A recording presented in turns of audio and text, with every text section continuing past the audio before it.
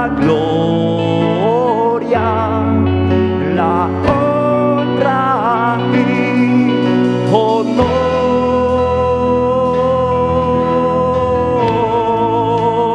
Hijo de Dios. Recibe hoy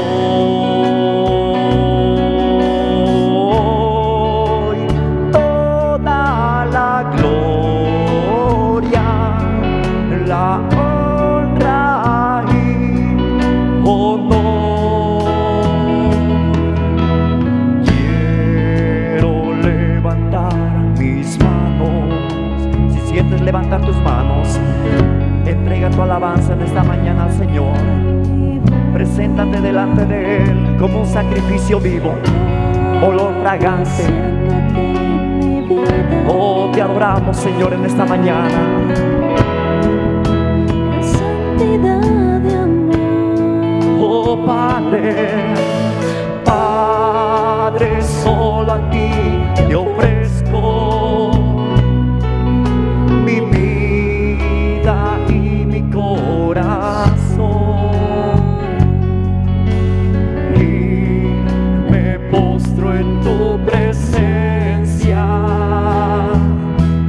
en adoración, Hijo de Dios.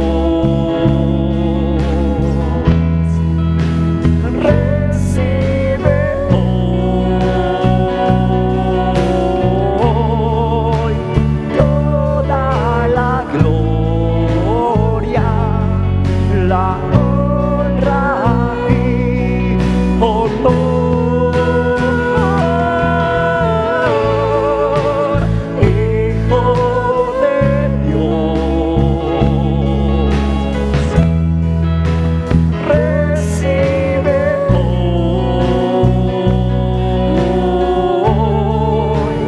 toda la gloria, la honra y honor. Eleva tu voz, Hijo de Dios. Díselo al Señor. Recibe hoy toda la gloria, la honra y honor,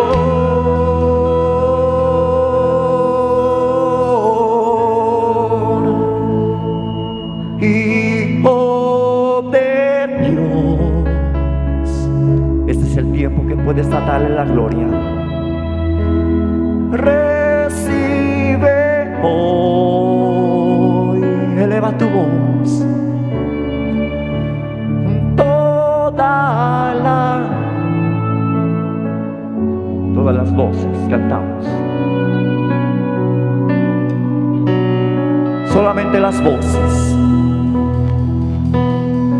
Dale la gloria, Hijo de Dios. No te quedes callado. Recibe hoy Toda la gloria, Jesús, te lo mereces por aquel sacrificio perfecto allá en la cruz. Recibe toda mi adoración en esta mañana. La honra, la gloria, todos los reinos, Señor, un día, Señor, doblarán rodillas delante de ti y confesarán que solamente hay un Dios, Jesucristo de Nazaret, aquel que crucificaron, murió y al tercer día resucitó en gloria y en poder. Oh, toda la gloria es tuya, mi Dios. Toda la gloria es tuya. Que no nos cansamos de adorarte. Oh, Hijo de Dios.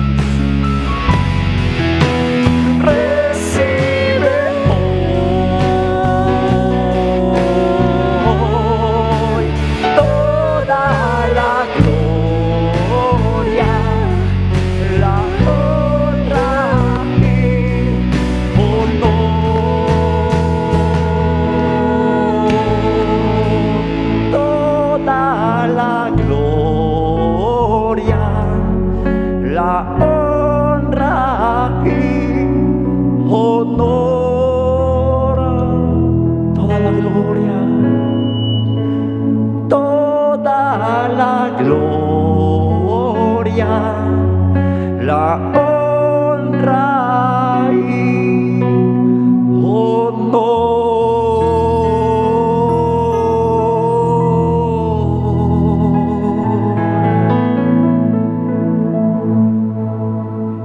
Recibe, Señor, en esta mañana de tus hijos, de tus siervos, de tus esclavos por amor. Recibe toda la gloria, Jesús. Y aquellos que están, Señor, tal vez débiles en la fe, tú fortaleces esas rodillas, Señor. Tú fortaleces sus corazones, alienta sus vidas, fortalece sus vidas, Señor. Levanta al caído, Señor. Levántanos, Señor. A los que estamos débiles, Señor, fortalécenos en esta mañana, Señor. Levanta, Señor, siervos, Señor. Levanta, Señor, ministros de este lugar.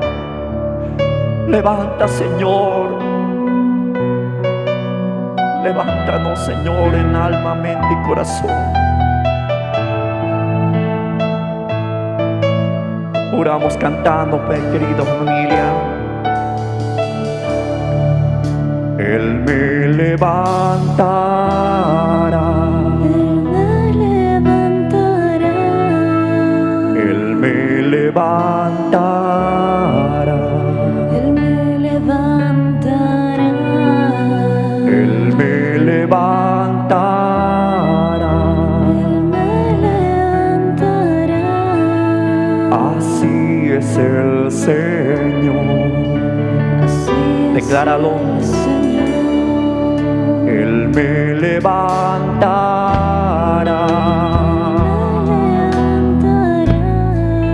Él me levantará. Lo creemos como niños. Él me levantará. Oh Jesús, levanta tu pueblo.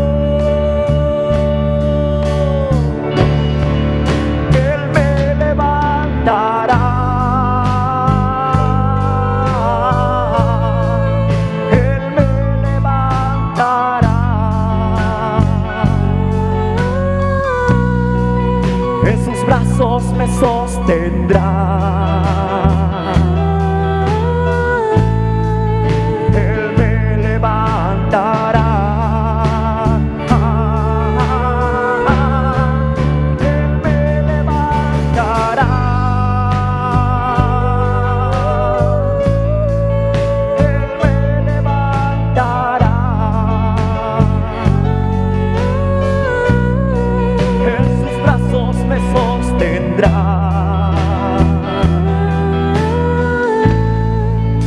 Así es el Señor. Aquel que quiere fortaleza, dígale en esa mañana: me fortalecerá. Creyendo como niños que recibirán del Señor, me fortalecerá. Al que cree todo le es posible, me fortalecerá. Oh, declaramos en esta mañana, familia, declaramos la fortaleza del Señor. Una vez más, decláralo: me fortalecerá. Sí, Señor, me fortalecerá.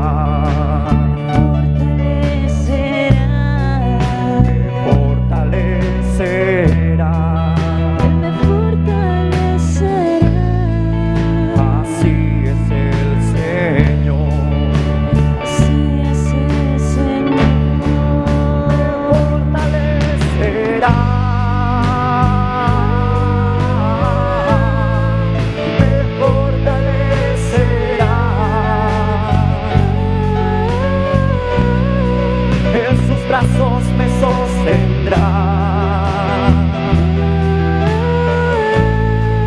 Me fortalecerá. Me fortalecerá. Me fortalecerá.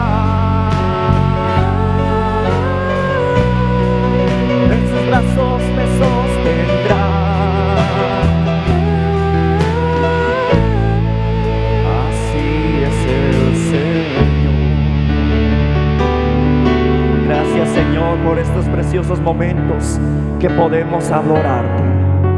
Gracias, Señor, por estos preciosos momentos que podemos cantar.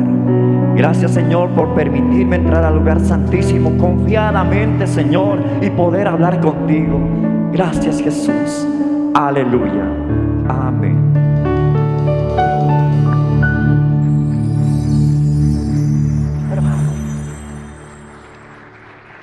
Muy buenos días. Bien, muy buenos días, amados pastores, líderes. Hoy es nuestro segundo día de este Congreso de Líderes Cristianos. Muchas gracias al grupo de adoración de la Iglesia Generación de Fuego. Bien, vamos a continuar. En esta ocasión también quiero invitar al pastor para que pueda bendecirnos por medio de oración. Podemos acercarnos con nuestro amado Dios. Para esto voy a invitar al pastor Adalid Mamani Huanca, quien es pastor de la Iglesia Pentecostal Nacional. Pastor, adelante, por favor.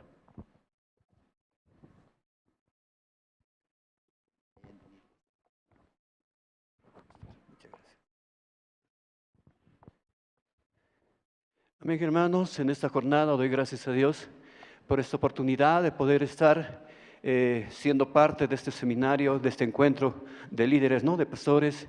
Y hoy vamos a iniciar con una oración. Vamos a dar gracias a Dios y que Dios bendiga la presencia de cada uno de ustedes, pastores, en esta jornada. Y vamos a inclinar nuestros rostros en este momento.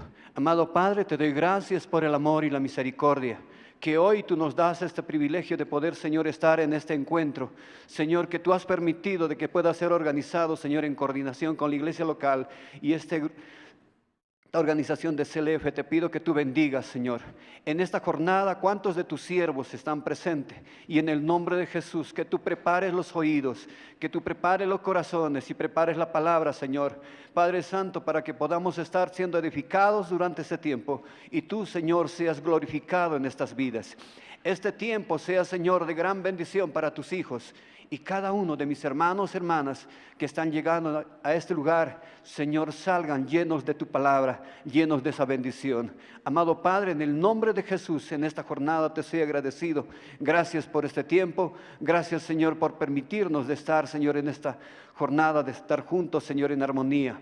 Padre amado, glorificado sea tu nombre, Señor. Gracias, Padre eterno, por esta oportunidad que tú nos otorgas, Señor, en el nombre del Padre, del Hijo, del Espíritu Santo. Amén. Amén, hermanos, que Dios me lo bendiga a cada uno de ustedes y a los organizadores de aquí de la congregación y de CLF, hermanos, este privilegio de poder estar hoy en día juntos y poder ser alimentados de la palabra del Señor. Pastor. Amén. Gracias, pastor. Amén. Gracias. Sí. También mientras van llegando los pastores, líderes también, vamos a avanzar. Tenemos preparado un video informativo, video documental de CLF. Queremos también mostrar cómo Dios está permitiendo en este tiempo, por medio de área de CLF, cómo el Evangelio también se está anunciando a nivel mundial. Bien, adelante por favor, vamos a observar.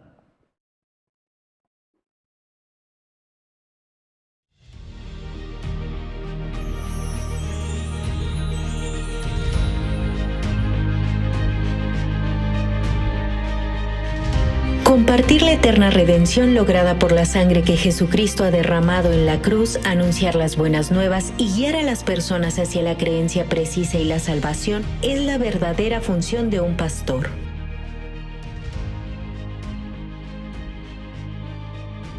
Sin embargo, las filosofías del mundo se introducen en el cristianismo volviendo borroso el evangelio, por lo cual muchos pastores sienten la necesidad de una reforma. En medio de ello se han unido las voces de los pastores que desean regresar a la pureza del Evangelio enfocado solamente en la Biblia. Así, junto con el presidente del CLF, el pastor Yonguk Park, de la Misión Buenas Nuevas de Nueva York, el representante de la Iglesia Cristiana en Kenia, Bishop Dr. Arthur Kitonga, la ministra de Religión de Zambia, Wilfrida Sumaili, y otros pastores con gran influencia en sus países, se ha formado el Congreso de Líderes Cristianos, CLF.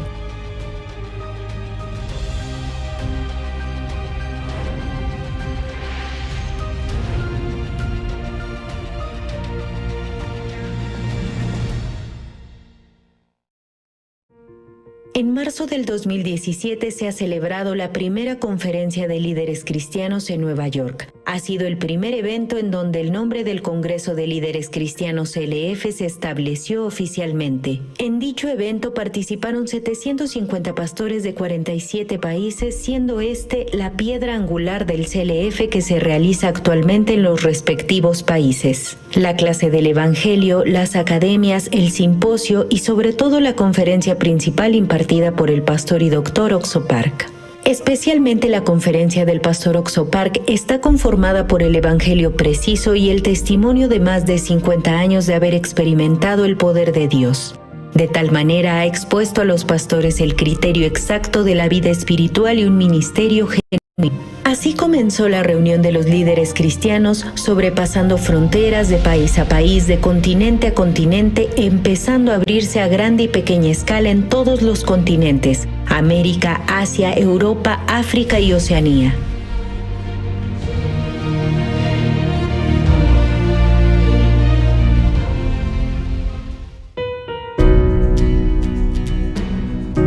En octubre del 2017 se realizó el primer CLF Asia, en el cual participaron 1.150 pastores representantes de 17 países de Asia, donde la cultura confuciana le da más importancia a la cortesía y la filosofía oriental se ha infiltrado en el cristianismo. Sin embargo, en este evento cada líder se ha enfocado solo en la Biblia para establecer que únicamente por la fe en la palabra de Dios se define el ministerio. En marzo del 2018 en Nueva York se realizó la Conferencia Mundial del CLF, en el cual se reunieron más de 1,000 pastores de 35 países de todo el mundo. Entre ellos muchos fueron invitados por sus mismos compañeros.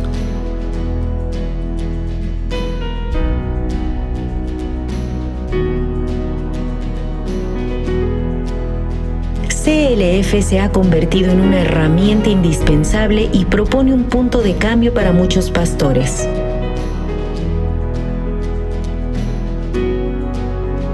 Gracias a dicho entusiasmo se ha realizado con éxito el CLF en Corea del Sur. En la segunda mitad del 2017, en la conmemoración de los 500 años de la Reforma Protestante de Martín Lutero, los pastores de todo el mundo han clamado en el CLF realizado en Seúl: "Volvamos a la Biblia". Con este anhelo, en mayo del 2018, el pastor Oxo Park llevó a cabo el CLF junto al representante de la Iglesia Cristiana en Kenia, Bishop Dr. Arthur Kitonga, la ministra de Religión de Zambia, Wilfrida Sumaili, y otros 500 pastores y representantes de diferentes países, en el cual se realizó el simposio con el tema "Cómo llevar la vida de fe cristiana". Esto llamó la atención de muchos medios de comunicación, por lo que se estableció la rueda de prensa de líderes cristianos a nivel mundial desde el 2018. Por otro lado, en las islas Fiji del Pacífico Sur, el grupo cristiano más grande del país es el Metodista, y sus líderes decidieron cooperar con la misión Buenas Nuevas en la evangelización de Fiji. Previamente, en el año 2016, dichos líderes participaron personalmente en el WordCamp de Corea del Sur y pudieron confirmar la veracidad de la misión Buenas Nuevas, compartiendo un mismo pensar en el propósito del CLF. En agosto de 2017 se ha celebrado un convenio y al siguiente año, en junio, se realizó el CLF para los pastores metodistas de Fiji, al cual participaron 600 pastores y líderes.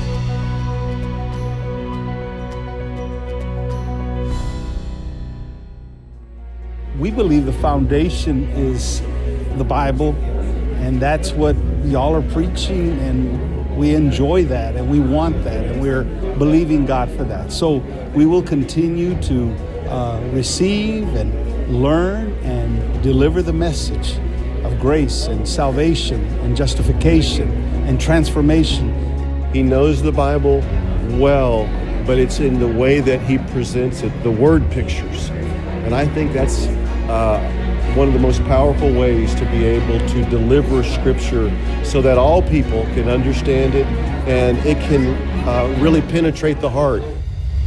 Muchos ministros hablan acerca de la necesidad de una reforma y un cambio en el cristianismo. Sin embargo, sin la presencia del evangelio puro, de ninguna manera puede ser posible una reforma verdadera. La vida de fe y el ministerio genuino se logran únicamente a través de la gracia y la fe, no por las obras ni el activismo, sino recibiendo el corazón de Dios, despojándonos de la teoría y la religiosidad.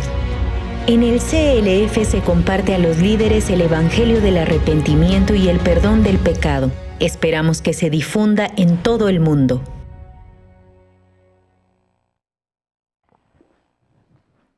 Gracias.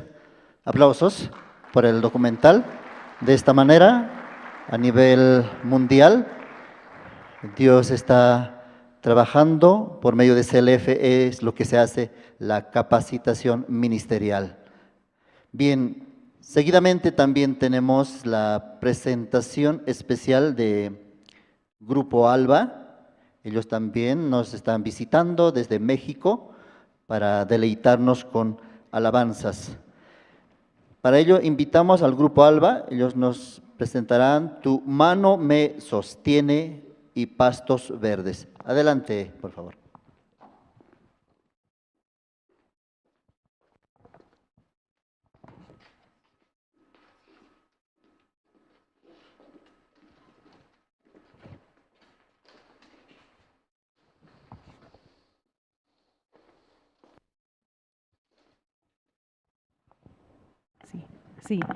Sí. Buenos días a todos, ¿cómo están? Bienvenidos pastores, líderes, hermanos que nos acompañan. Es un honor estar aquí.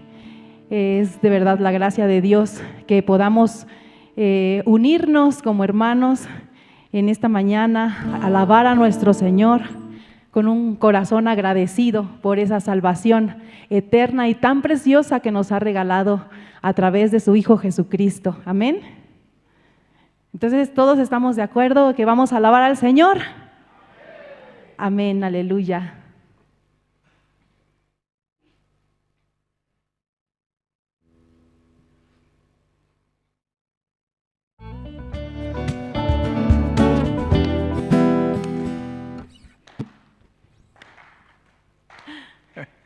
Estamos en vivo. Ok, otra vez, por favor. Sí, eso, que se sienta el calor de hermanos, agradeciendo a nuestro Señor en esta mañana, agradeciendo que Él nos da la seguridad de entrar al reino de los cielos y que su mano nos sostiene aún en esta tierra sin merecer nada, ¿verdad?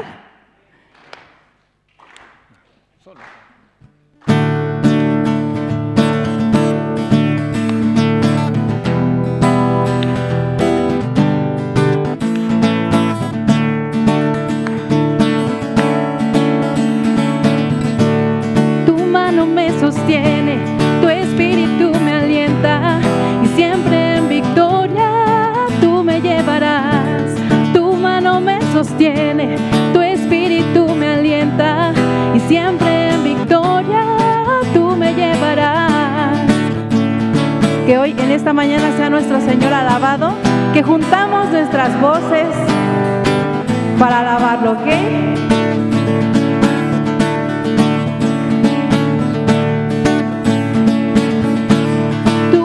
Me sostiene, tu espíritu me alienta y siempre en victoria tú me llevarás.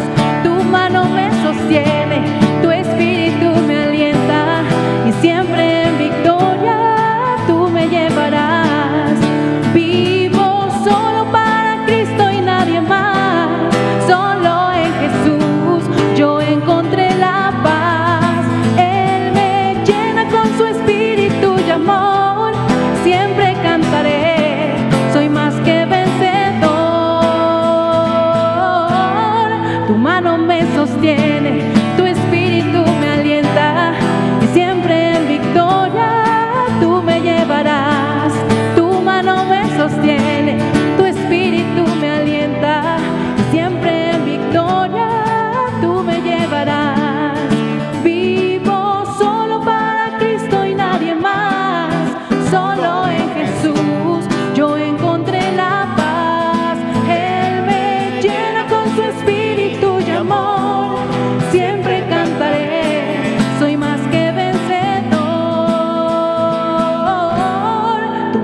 me sostiene, tu espíritu me alienta, siempre en victoria tú me llevarás. Tu mano me sostiene, tu espíritu me alienta, siempre en victoria tú me llevarás, y siempre en victoria tú me llevarás, siempre en victoria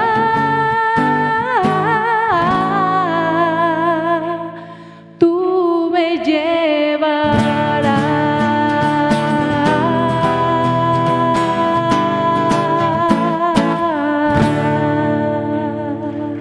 Gloria a Dios. Ese es el anhelo de nuestros corazones, hermanos, que la misma mano de Dios tome nuestra vida y nos dirija. Amén. Que cada asunto de nuestra vida sea dirigido por nuestro Señor Jesucristo y que el corazón que hay en Él mismo lo ponga en nosotros, y con ese corazón vivir, entendiendo que dentro de nosotros no mora el bien, así como está escrito en la Biblia, ¿verdad? Como escribió Pablo, en mí no mora el bien, solo el querer hacer el bien, pero el bien no está en mí, el bien está en Jesucristo. Por eso necesitamos escuchar su palabra, arrepentir nuestro corazón y luego, conforme a aquella guía, nosotros entender que eso es lo que necesitamos para vivir. Vamos a cantar otra alabanza. Esta alabanza se llama Pastos Verdes. No sé si tenemos la pista lista. ¿Sí? Ahora sí. Bueno, con el mismo corazón, hermanos, vamos a seguir alabando a nuestro Señor. Amén.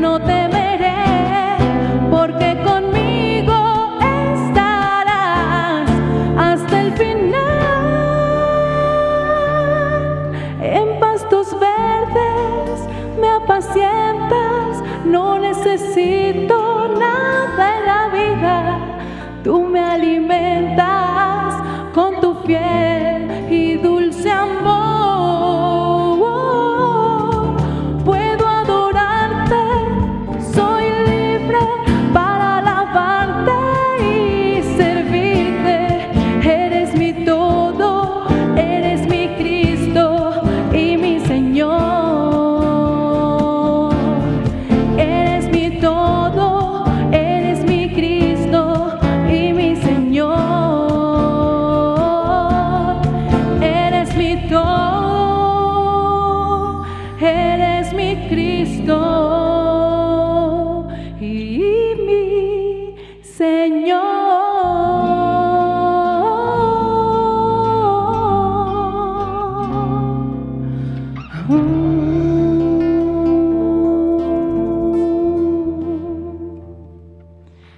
La gloria y la honra sea para nuestro Señor Jesucristo.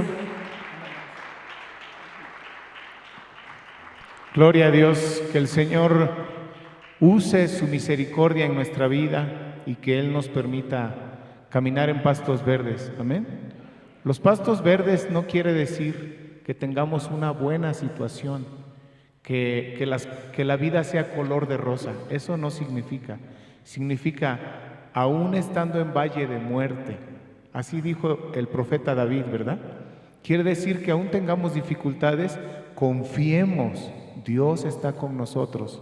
Esos son los pastos verdes, el tener la fe, la certeza de que nuestro Señor Jesucristo tiene cuidado de nosotros y nos permite el descanso en nuestro corazón. Vamos a alabar a Dios, vamos a cantar otra alabanza y nos gusta cómo cantan en Bolivia. Hemos escuchado, desde acá se escuchan sus voces, muy bonito. Entonces queremos que unamos nuestras voces, amén, para alabar al Rey de Reyes. Y vamos a cantar esta preciosa alabanza, se llama Quiero más de ti.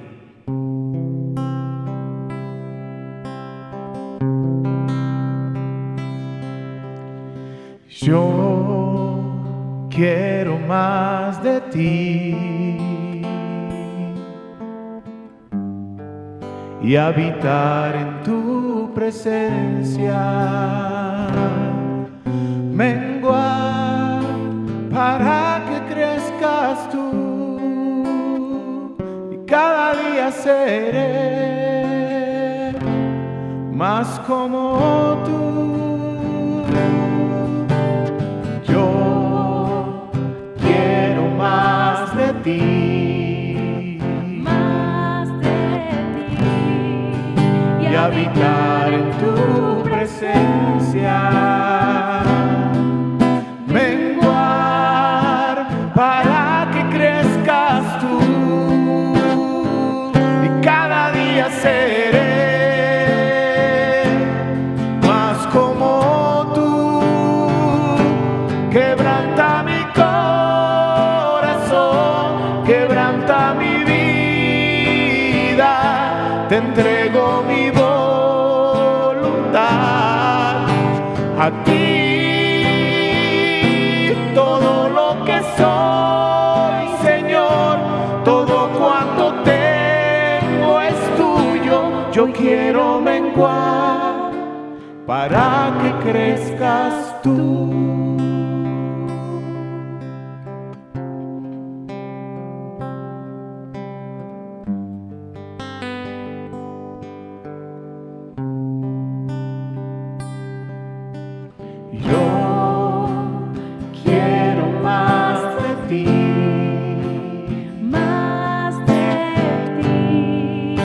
Habitar en tu presencia,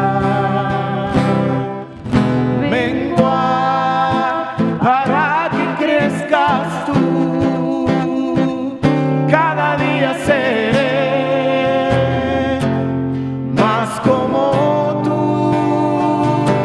Quebranta mi corazón, quebranta mi vida, te entrego mi voz. A ti todo lo que soy, Señor, todo cuanto tengo es tuyo. Quiero menguar para que crezcas tú. Esta mañana vamos a cantarle al Señor para que Él crezca en nuestra vida. Finalmente nosotros podamos desaparecer y quien se manifieste en nosotros sea nuestro Señor Jesucristo. Amén. Juntos vamos a cantar. Quebranta mi corazón,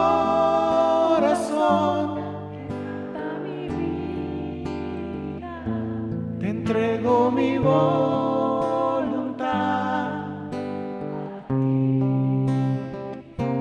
Todo lo que soy, Señor,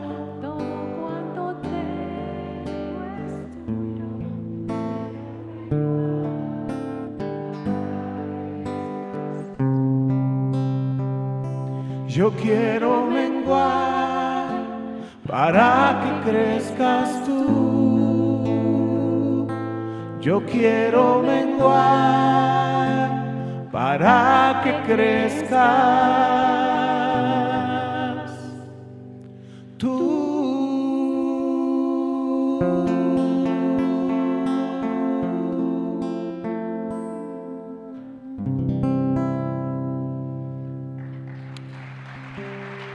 Gloria a Dios. Y la manera bíblica de menguar y que el Señor crezca en nuestra vida es dejando nuestros pensamientos, menospreciando nuestros pensamientos delante de la palabra de Dios. Así está escrito en Isaías capítulo 55. Dice que dejemos nuestros pensamientos, porque nuestros pensamientos no son los pensamientos de Dios, ni nuestros caminos los caminos de Él. Y luego dice, como son más altos los cielos que la tierra, así son mis caminos más altos que tus caminos, dice Jehová. La manera correcta, bendita de menguar ante Dios es hacer a un lado nuestros pensamientos, todos nuestros prejuicios, todo lo que creemos saber o pensar o conocer, luego ponernos vacíos delante del Maestro y recibir lo que el Maestro nos enseñe. Nuestro Maestro es Jesucristo, amén. Vamos a cantar una alabanza más para seguir adorando a nuestro Dios. Este es un himno muy, muy hermoso, se llama Más cerca, oh Dios, de ti.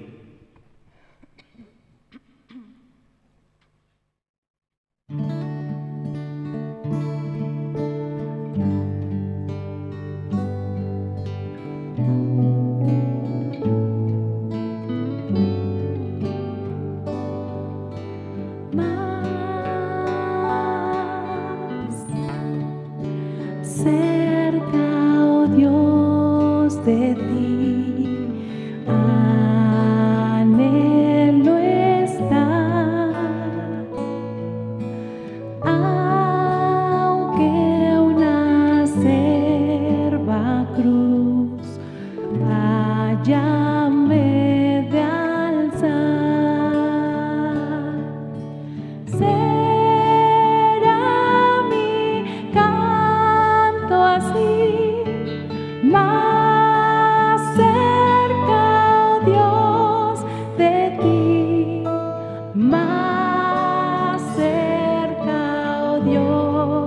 de ti, más cerca, sí, sí, peregrino soy y de ansiedad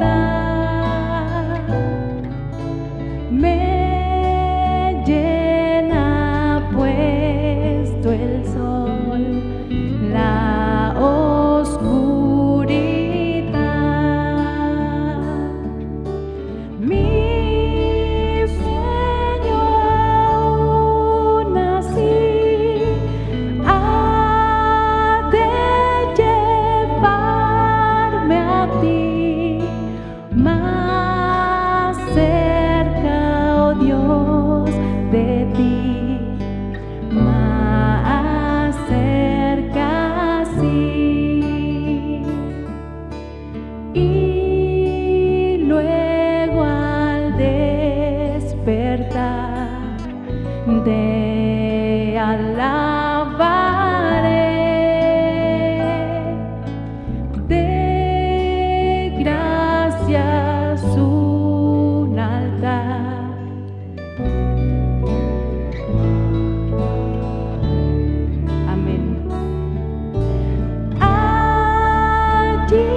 Mi corazón eleve su oración, más cerca, oh Dios, de ti, más cerca, sí,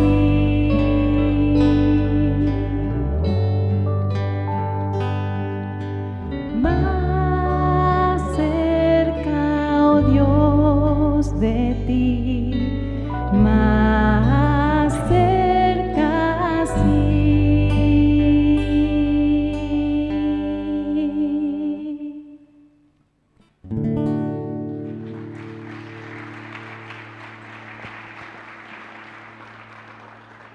Muchas gracias al Grupo Alba que nos deleitaron con los especiales.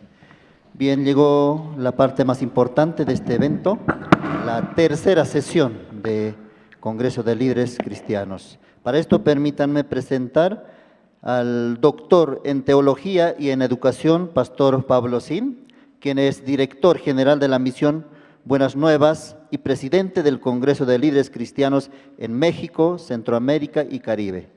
Adelante, pastor.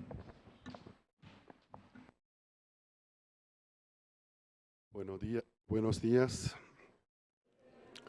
Que Dios les bendiga.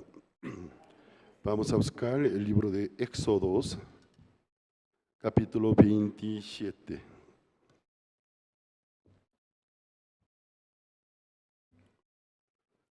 Éxodos, capítulo 27.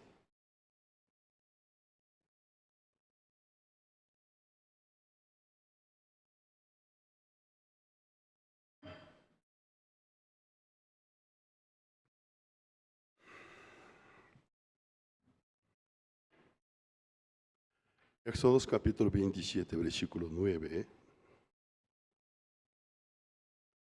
Voy a leer. Asimismo harás el atrio del tabernáculo. Al lado meridional, al sur tendrá el atrio cortinas de lino torcido de 100 codos, de longitud para un lado. Perdón, un poco estoy agitado. Sus 20 columnas y sus 20 basas serán de bronce.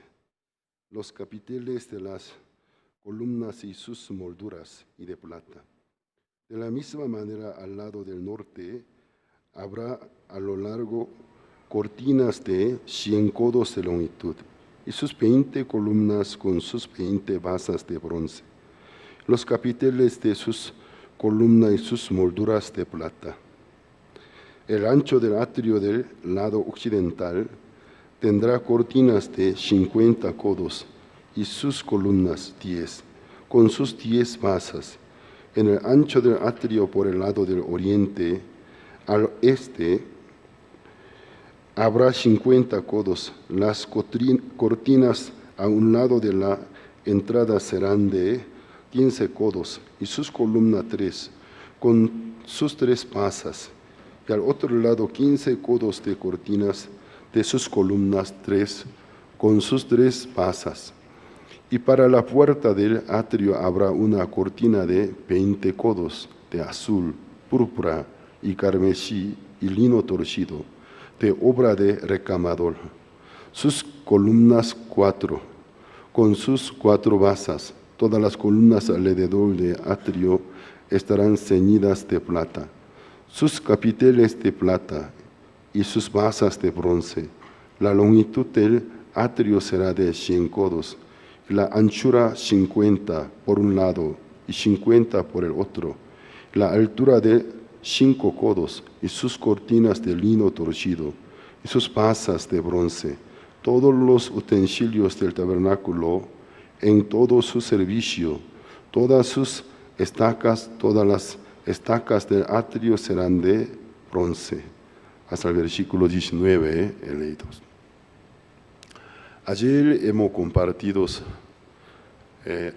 primero en la primera sesión el trasfondo histórico para poder explicarle por qué Dios quería mandar a hacer el tabernáculo. En la segunda sesión sobre la ley. Y todas aquellas exposiciones fueron para explicar por qué era necesario el tabernáculo. Nosotros, a través de este estudio muy profundo, podemos obtener una pista panorámica para poder ver el panorama de la Biblia. Primero Dios, desde antes de la fundación, tenía un plan maestro cómo salvar los seres humanos, cómo deshacer la obra de Satanás. En el segundo lugar, luego de la caída del hombre, el hombre primitivo Adán en el pecado, Dios, como parte de cumplir su plan maestro, primero eligió el lugar, la tierra, donde aquella bendita descendencia o la simiente de la mujer nazca y cumpla el plan de Dios. En el tercer lugar, luego de elegir la tierra Canaán, la parte central de la tierra, en el tercer lugar, Él eligió la persona para que la descendencia de mujer pudiera venir del linaje de este hombre. Fue Abraham. En el cuarto lugar, a Abraham Dios tuvo que evangelizarlos, darle las buenas nuevas, porque Abraham, para que fuera establecido patriarca de fe, como un modelo, un ejemplo de fe, Dios, para poder establecerlos, a él le entregó buenas nuevas, el Evangelio. Esta parte es muy importante. Por eso Abraham, capítulo 11 del libro de Génesis, aparece su nombre por primera vez. Capítulo 12, él llega a Canaán, 12, 13, 14, se prospera en gran manera. Pero la Biblia nos explica el progreso de la fe de Abraham. Abraham de Génesis capítulo 12, capítulo 15, a quien Abraham creía a Dios, su fe era muy diferente. Capítulo 12 hasta 14, sí creyó por único Dios, pero en su corazón faltaba fe en Dios. Y lo que según su punto de vista era imposible, que su esposa era estéril, quedarse embarazada, no pudo creer, aunque creyó, Dios es el único Dios. Pero capítulo 15, él se enfrenta con una situación importantísima para toda la vida de Abraham, porque marca una línea, un antes y después. Creyó a Dios. Su fe le fue contada por justicia. Esto llama nuestra atención. ¿Acaso Abraham en el libro de Génesis 12 no creyó a Dios? Y 13 y 14 creyó a Dios. Pero ¿por qué capítulo 15 dice Abraham creyó a Dios? Su fe le fue contada por justicia. ¿Por qué marca una diferencia? Porque ya Abraham descubrió, alcanzó y entendió y creyó. La bendita descendencia que nuestros padres siempre contaban. Primero a Adán, a nuestro padre, lo que Dios mencionó, la simiente de la mujer. Dios eligió a mi persona para que viniera de mí. Entonces, ante esta elección tan grande de Dios, de ti vendrá una descendencia, por tu descendencia todas las naciones, todas las familias de la tierra serán benditas. Alcanza a descubrir el plan de Dios. Entonces, a mí me eligió. Si fuera así, la condición de mi esposa, mi condición, soy anciano, muy viejo, mi esposa desde cuando era estéril, ahora ya muy avanzada en edad, ni regla de mujer tiene, no importa. Si Dios me ha elegido, de mí algún día vendría aquella descendencia, mi esposa se quedará embarazada. Porque esta sagrada promesa nadie puede impedir que se cumpla. Creyó a Dios, también puede ser creyó a aquella descendencia. Su fe su fe en aquella descendencia que es Cristo, Dios contó por su justicia. Recibió testimonio de parte de Dios de que eres justo delante de Dios.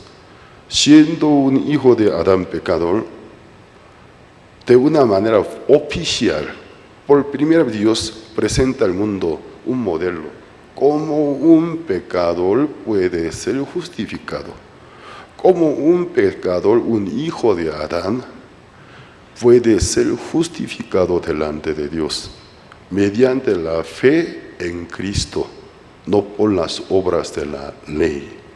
Porque en el tiempo de Abraham, Moisés ni existió.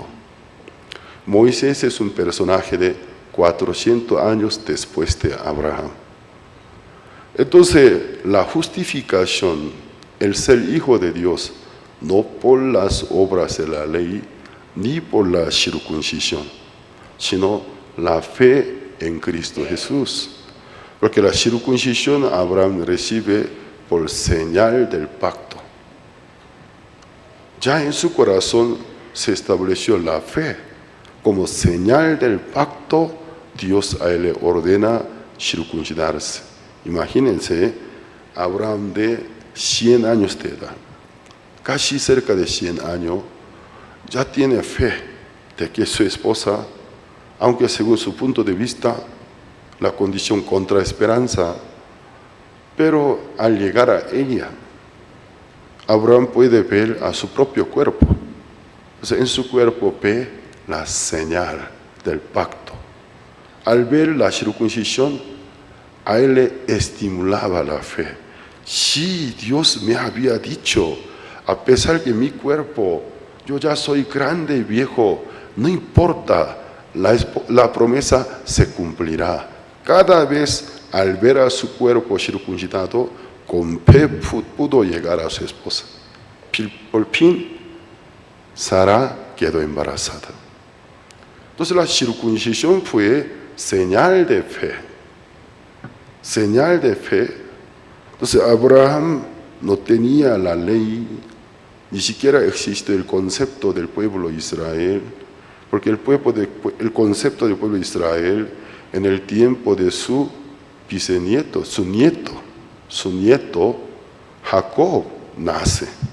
Entonces Abraham aún no es israelita, sino es arameo, un gentil, porque aún no existió el concepto del pueblo escogido, por lo tanto no existe el concepto de gentiles, sino todos son hijos de Adán. Entonces, Abraham mismo siendo arameo, por fe fue justificado. Como señal de fe recibió la circuncisión. Luego de 400 años de Abraham, Moisés trae la ley. Entonces, nosotros, para que la gente pueda entender, según cronología, decimos el pacto que Moisés recibe de Dios, el primer pacto. El pacto que Jesús establece, el segundo pacto. Pero si nosotros profundizamos en la Biblia, el nuevo pacto no es el nuevo pacto, sino era el pacto original que había establecido con Abraham en el tiempo prehistórico. Por tu descendencia, por la fe en Cristo Jesús, ser justificado, era el pacto original. Pero para que la gente entienda históricamente, llama el pacto que Moisés recibe primer pacto, viejo pacto. El pacto que Jesús establece, el nuevo pacto. En realidad no es nuevo, porque desde el tiempo de Abraham, Dios lo entregó a Abraham. Entonces ese es el panorama de la Biblia.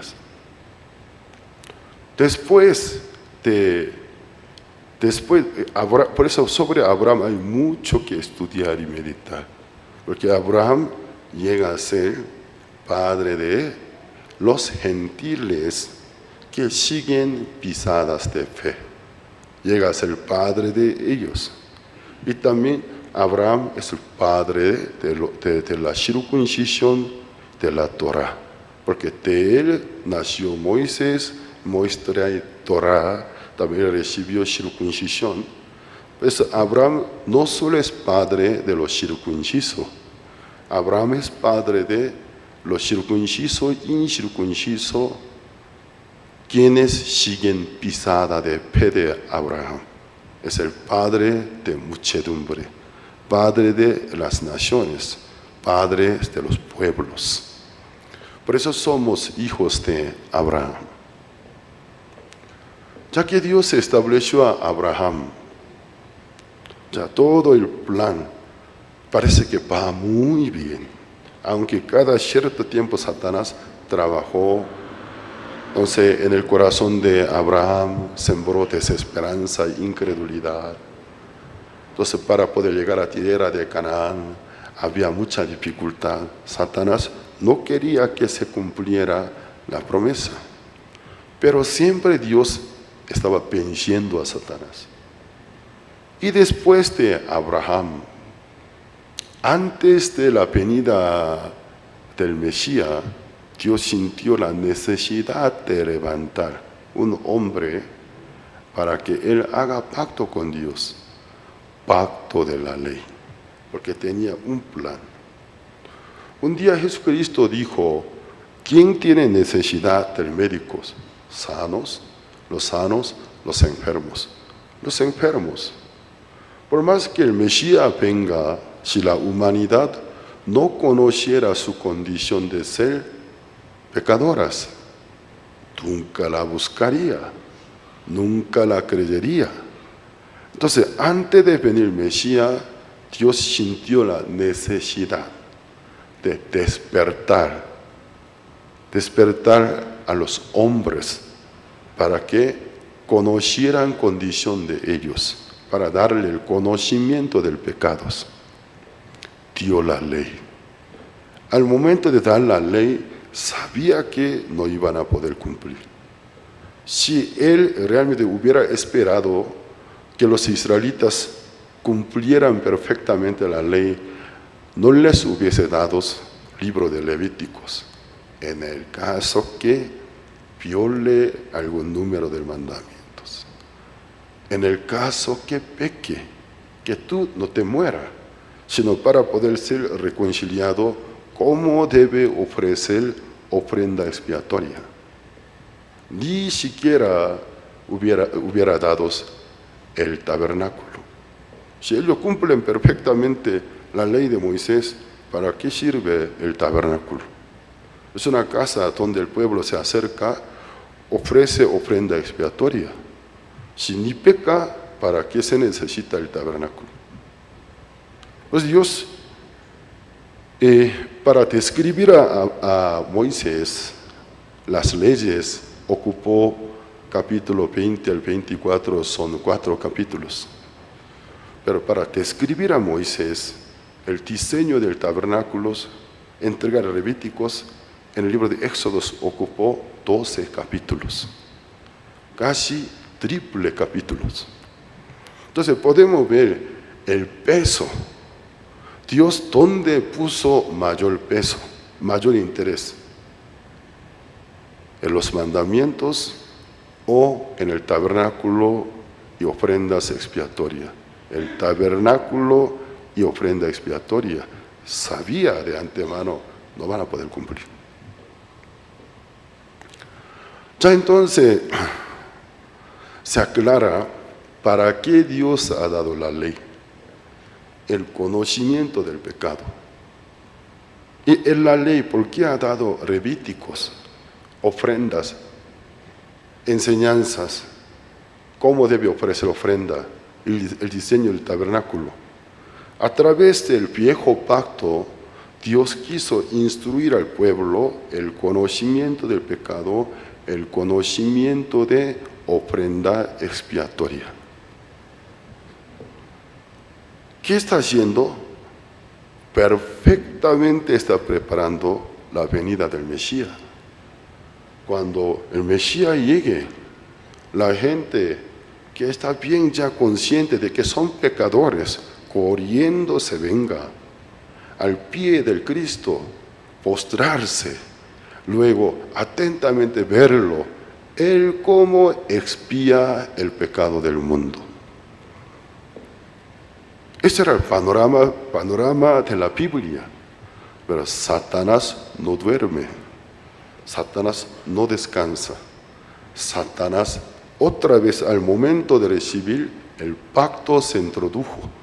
Esta parte apóstol Pablo, Romano capítulo 7, explicó muy bien. El pecado viendo ocasión por la ley. Introdujo codicia en el corazón del hombre, dice. ¿Qué es lo que está describiendo? Pecado es equivalente de Satanás viendo ocasión por la ley. Porque la ley literalmente, ¿qué dice? Hará, no hará, hará, no hará. Literalmente como estuviera pidiendo obra. Hará, no hará. Satanás, viendo ocasión por la ley, introdujo codicia. ¿Cuál codicia? Tú puedes. Si tú quieres, tú puedes. Si tú quieres, tú puedes. Satanás nunca nos hace ver nuestro origen, que somos pecadores. Nunca permite ver nuestra identidad real. Somos pecadores. Produjo en el corazón de ellos codicia. Tú puedes y tú puedes. El pueblo de Israel, ¿cómo tomó la ley? ¿Cómo la aplicó? Sin que pueda cumplir, se ilusionó. Si me esfuerzo, pudiera cumplir. Los israelitas quedaron en una trampa de Satanás. Entonces nosotros, si realmente habría un judío ortodoxo de confianza, me gustaría dialogar abiertamente. Cuando los israelitas, desde cuando Moisés trajo la ley, ¿quién israelita cumplió la ley? A ver, dime. ¿Quién? Ni Moisés. Hasta fecha de ahora. ¿Quién de tu padre perfectamente cumplió? ¿Y quién de judío actualmente me puede decir, si yo cumplo perfectamente? No hay ninguno. Ellos nunca dicen que alguien cumplió perfectamente. ¿Acaso antes del Cristo, el año casi 1491 antes del Cristo, hasta ahora, hay un lapso de 3.500 años?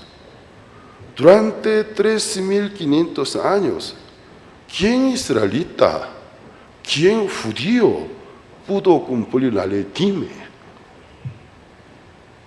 Ninguno, porque David pecó, David no pudo cumplir.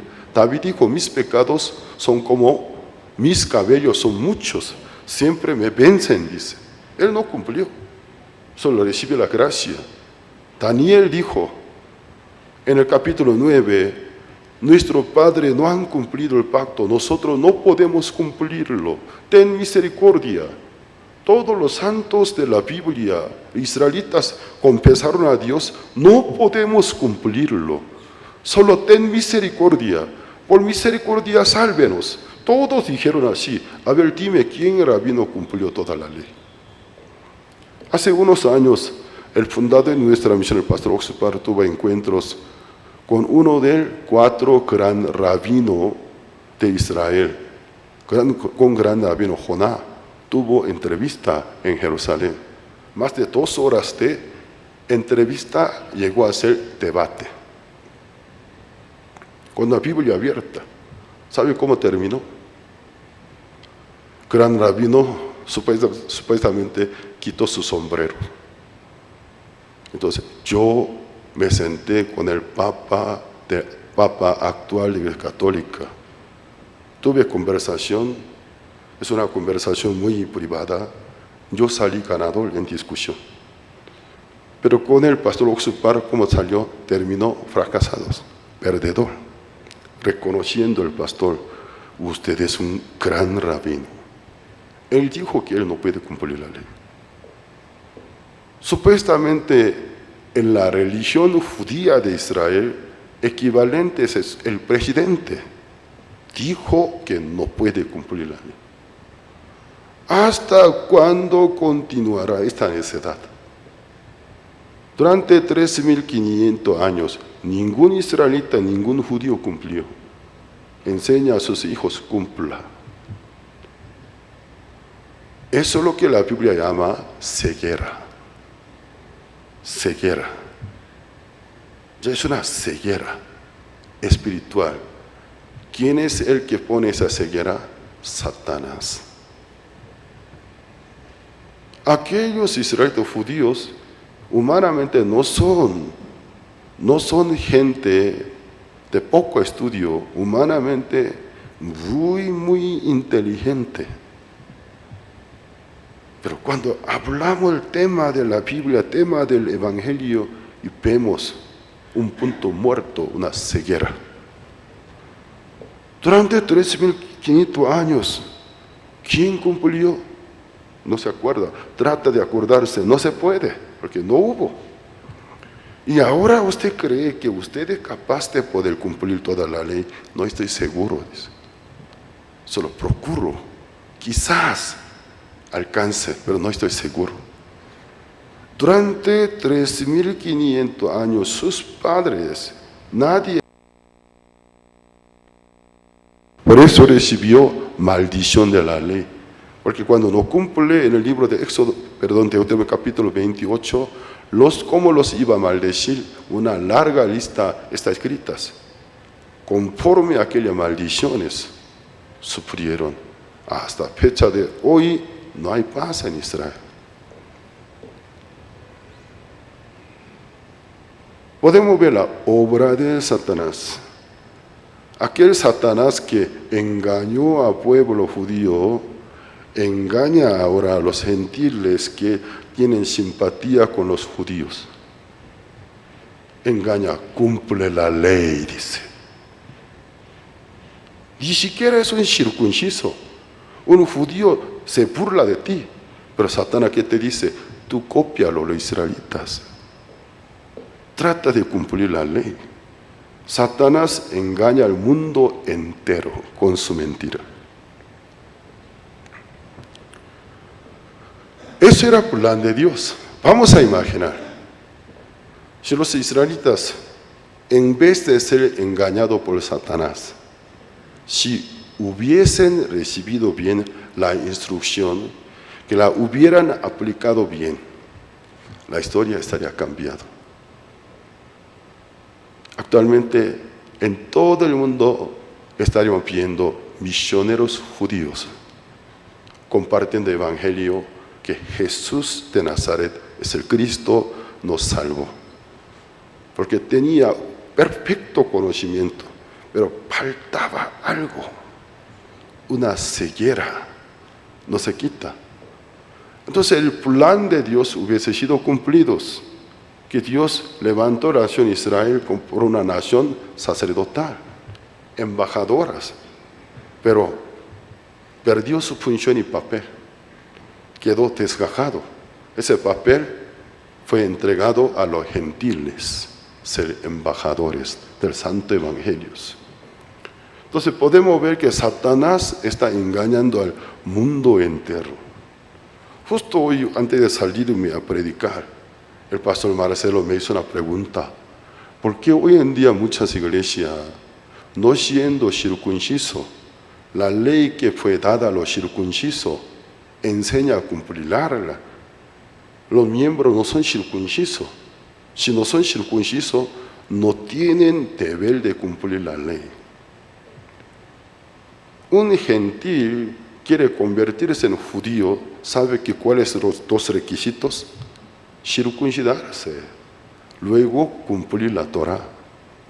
Si no tiene circuncisión, no tiene nada que ver con la ley de Moisés.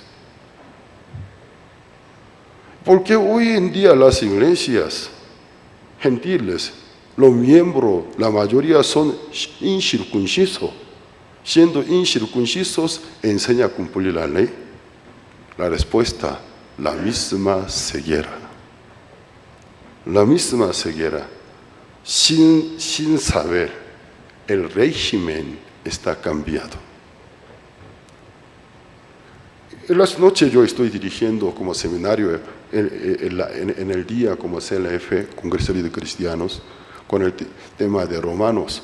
Creo que mañana me va a tocar Romanos capítulo 6, 7, donde habla del cambio del régimen, cambio del pacto. Anteriormente con la ley escrita, pero ¿cuál fue el resultado? Todos invalidaron el pacto, llegaron a ser malditos. Dios cambia del pacto. Mis leyes pondré en tu corazón, las escribiré en tu mente. Ya no maneja más a su pueblo con la ley escrita. Cada día en el corazón pone, cada día en la mente escribe. Eso se refiere al Espíritu Santo. Cada día produce el querer como el hacer. Cuando ora al Señor, haz estos, no haga estos, vaya a tal sitio, comparta con fulano. Nos dirige por el Espíritu, no por una ley de letra. Pero ¿qué pasa? Como el Espíritu Santo estuviera muerto. El Espíritu Santo como no tuviera ninguna función. Jesús murió por los otros, estamos agradecidos. Entonces el resto de la vida, para que los miembros no se caigan al libertinaje, vamos a agregar una instrucción, la ley de Moisés. Parece inteligente, ¿no? Necio verdaderos. Al pueblo, ¿qué debería aplicar?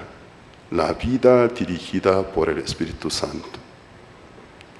A través de la lectura, oración, congregarse, estar en comunión, y luego cada día en su vida, entregar su vida al Señor. Señor, hoy tú qué quieres que yo que haga. Tú qué quieres que a dónde me vaya. Yo soy negociante, en negocio, ¿cómo tú quieres que yo maneje mi negocio? Enséñame. Ora al Señor. El Espíritu Santo escribe en su mente y en su corazón. Así hazlo. El régimen está cambiado. Una vida dirigida por el Espíritu Santo, una vida manejada por la ley.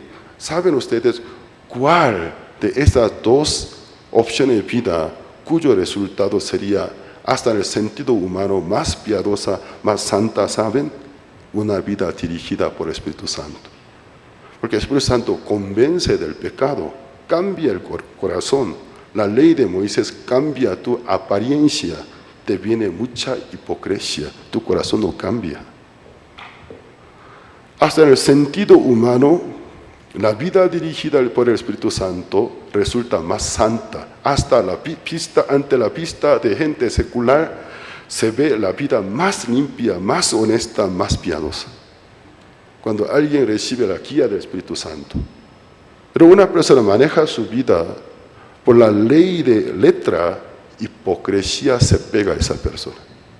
Porque la ley nunca cambia el corazón, sino te obliga con el miedo, con la amenaza. Porque no lo hago, me castiga. Entonces, ¿qué pasa? Vivo presionado, cargado.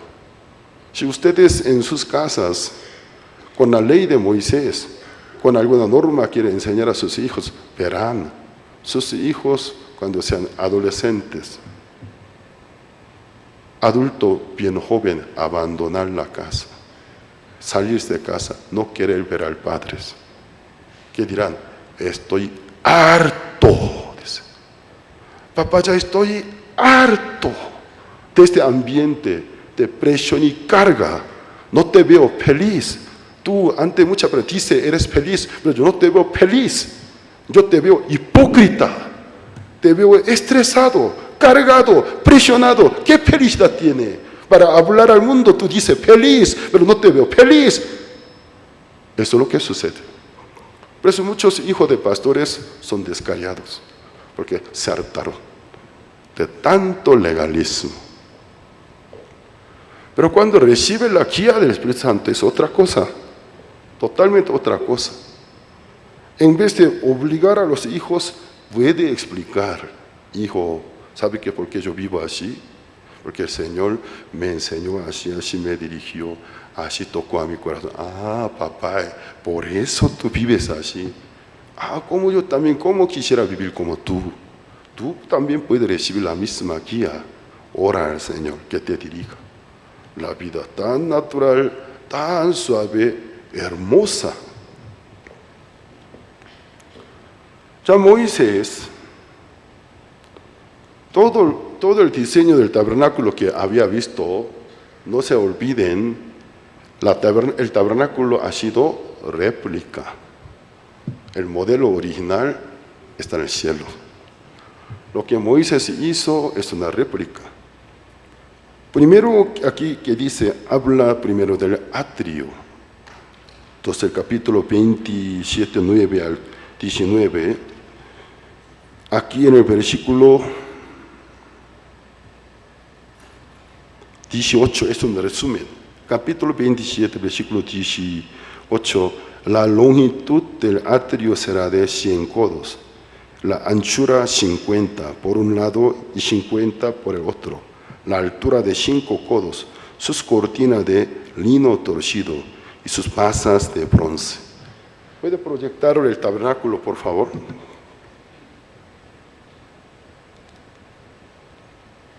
¿Puede proyectar el tabernáculo, por favor?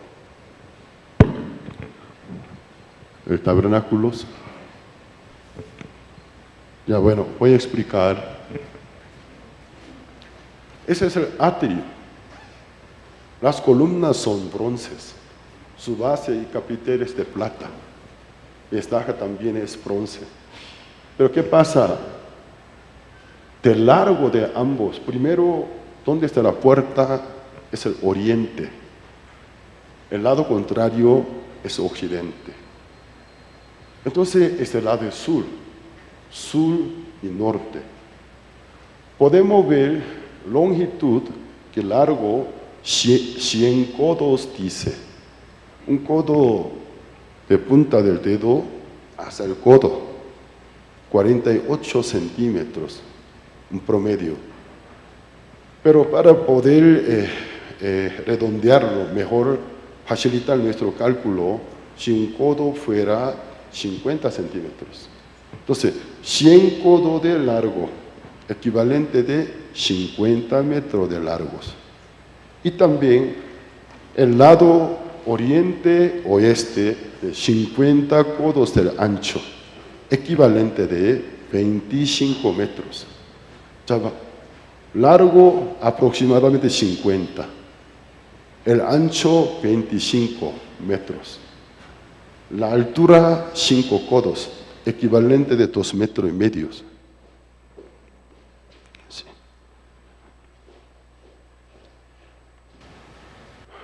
Bueno, aquí longitud, largo 100 codos, equivalente de 50 metros de largo, el ancho 50 codos, equivalente de 25 metros de ancho, altura 5 codos, equivalente de 2,5 metros.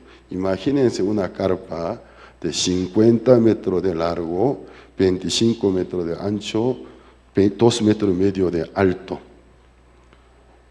Y la cortina, ese cerco de lino torcidos. Ya entonces vamos a ver, eso es lo que divide afuera y adentro, lugar santo y lugar común, tierra inmunda, lugar santo, se divide este cerco. Entonces ese cerco, o sea, este cerco símbolo de la justicia. Los israelitas en el tiempo de Moisés vivieron en la carpa. También estaban vestidos en el libro de Ezequiel, estaba vestido del tejón, dice. Y sus sandalias durante 40 años no se deterioró, no se no se rompió, dice. Por eso la Biblia enseña, estaban calzado hecho del cuero del tejón, vestido del cuero del tejón. Sus carpa también era del tejón. Otra imagen donde se ve con el campamento. Pero sobre este tejón hay mucho que pensar. Reina Valera tradujo tejón. King James Version también dijo tejón. Pero en muchas versiones de Biblia no dice tejón, delfín, dudongo. Y también en hebreo tajás dice, proviene del arameo árabe, cuyo significado delfín. Entonces no es tejón, es un animal extinguido, ya extinto. Por eso los estudiosos no pueden saber exactamente cuál animal era, pero un animal acuático, ya que muchas versiones habla de delfines, dugongo, de nos da a entender era un animal acuático. Además, en Egipto el río Nilo era enorme. Tal vez un tipo de delfín, una especie de delfín que ya está extinto. O un animal muy familia del delfín. Entonces podemos entender el color es gris, color mugroso. Además, durante 40 años de peregrinación, no tenían agua ni para beber muchas veces. Cada día, ¿cómo se puede bañar? ¿Cómo puede lavar sus carpas y sus vestidos? Podemos imaginar sobre el higiene del pueblo de Israel, muy sucio. Sus ropas, aparte de color, con mugre. Hasta sus estados del aseo no tan limpios. No como la película de Moisés, de Moisés muy guapo, muy limpio, excelente aseo. Mujeres hasta con maquillaje, no es así. Imagínense durante 40 años, entonces, solo para sobrevivir. Entonces, todo mugroso, cochinos, así. ¿A dónde se fue? Ya los israelitas, ya que en el centro del campamento de Israel estaba situado el tabernáculo, no tan chico, tampoco tan grande, pero suficientemente grande para llamar la atención de los pueblos. Además, sobre la última cubierta del santuario, en el día había la columna de nube, en la noche la columna del fuego. Pero el sol del desierto es muy fuerte. El rayo solar muy fuerte cae sobre la nube. La columna de nube, como se veía por el sol que está arriba, por más que abajo hace sombra para el pueblo, refresca, se veía como una columna de nube resplandeciente. Entonces, por el reflejo del sol en la nube y también cerco de lino torcido, los israelitas al salirse de sus carpas, al poner la mirada hacia el tabernáculo, ¿cómo se veía? Resplandeciente. ¿Qué impresión reciben? Prohibido, no te acerques. Prohibido, lugar santo. Entonces el pueblo recibe una impresión, pecadores somos. Al ver a sus vestidos, hasta sus casas, no solamente la condición de vivienda, vestimenta, hasta la conciencia manchado de culpas. Somos pecadores. De ese lugar, el pueblo, todos están viendo acá. Al ver al santuario, siente un anhelo, siente necesidad de reconciliarse con Dios. Así yo no puedo acercarme a Dios. Reconciliarse a Dios. Por eso el libro del Apocalipsis capítulo 19, 2 veces dice, el vestido de la novia del Cristo, lino finísimo, dice. También que vestidura de tropas de Dios. caballos blancos, vienen ángeles vestidos de lino fino. Sin duda, lino fino, por lo menos en el cerco, representa la justicia. Entonces, el mismo tabernáculo enseña al mundo el reino de Dios y mismo Jesucristo. Ningún pecador puede acercarse. Ningún pecador puede vivir adentro. Con el pecado nadie. Mientras tanto que los israelitas con gran anhelo estén viendo al cerco, en la parte oriental, en el oriente, hay un sitio, es el único acceso que te permite ingresar dentro del tabernáculo. Pero esta puerta está tejida, también es cortina, está tejido del 4 hilos. Mientras tanto es que toda la pared de lino torcido blanco, el campamento color medio mugre y gris. En la parte oriental del tabernáculo, una puerta tejido de 4 hilos, llamativa. Llama atención. Además, es una puerta bastante ancha. Vamos a ver.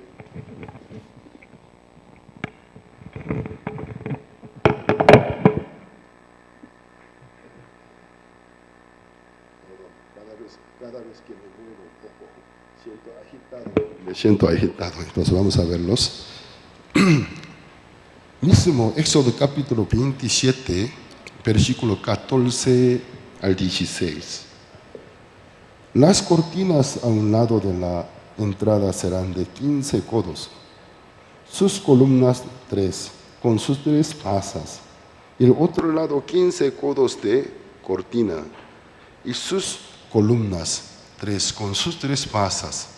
Para la puerta del atrio habrá una cortina de 20 codos de azul y púrpura, carmesí, lino torcido de obra de recamador. Sus columnas 4 con sus 4 pasas. Ya fíjense ustedes. Entonces, el ancho era 50 codos. 50 codos. El tabernáculo anterior, por favor. Donde se ve el tabernáculo completo. Mire, de la esquina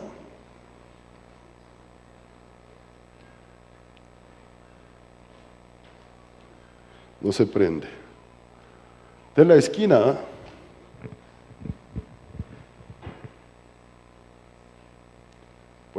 de la esquina hasta la puerta 15 codos.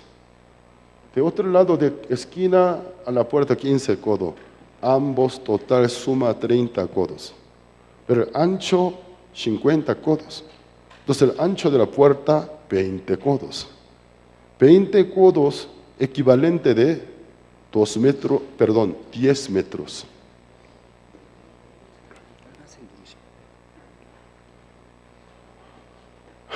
$15 codos, 20 codos, equivalente de 10 metros. Entonces, en comparación con la dimensión de la carpa, la puerta demasiado grande. Cuando nosotros construimos una casa de esta dimensión, 50 metros de ancho y 100 metros de largo, jamás pondremos una puerta de 10 metros de ancho. Si tuviera un tráiler, camión muy grande, sí, pero en general no lo haría. Puerta muy grande, además está tejido de 4 hilos, púrpura, carmesí, lino torcido y azul. La puerta, por favor. Lo que pasa, al pueblo llama atención. Entonces el pueblo llama atención. Yo quisiera irme a aquel lado, me gustaría verlo. Ya tengo, ya, gracias. Quisiera llegarme allá y se acerca a la puerta y ve, delante de la puerta, ve la puerta, 4 colores, puerta bastante grande. La puerta en sí atrae a la gente, ven por acá, ven por acá. Sin alguna duda, la única puerta para la vida eterna, la única puerta para la salvación es Jesucristo.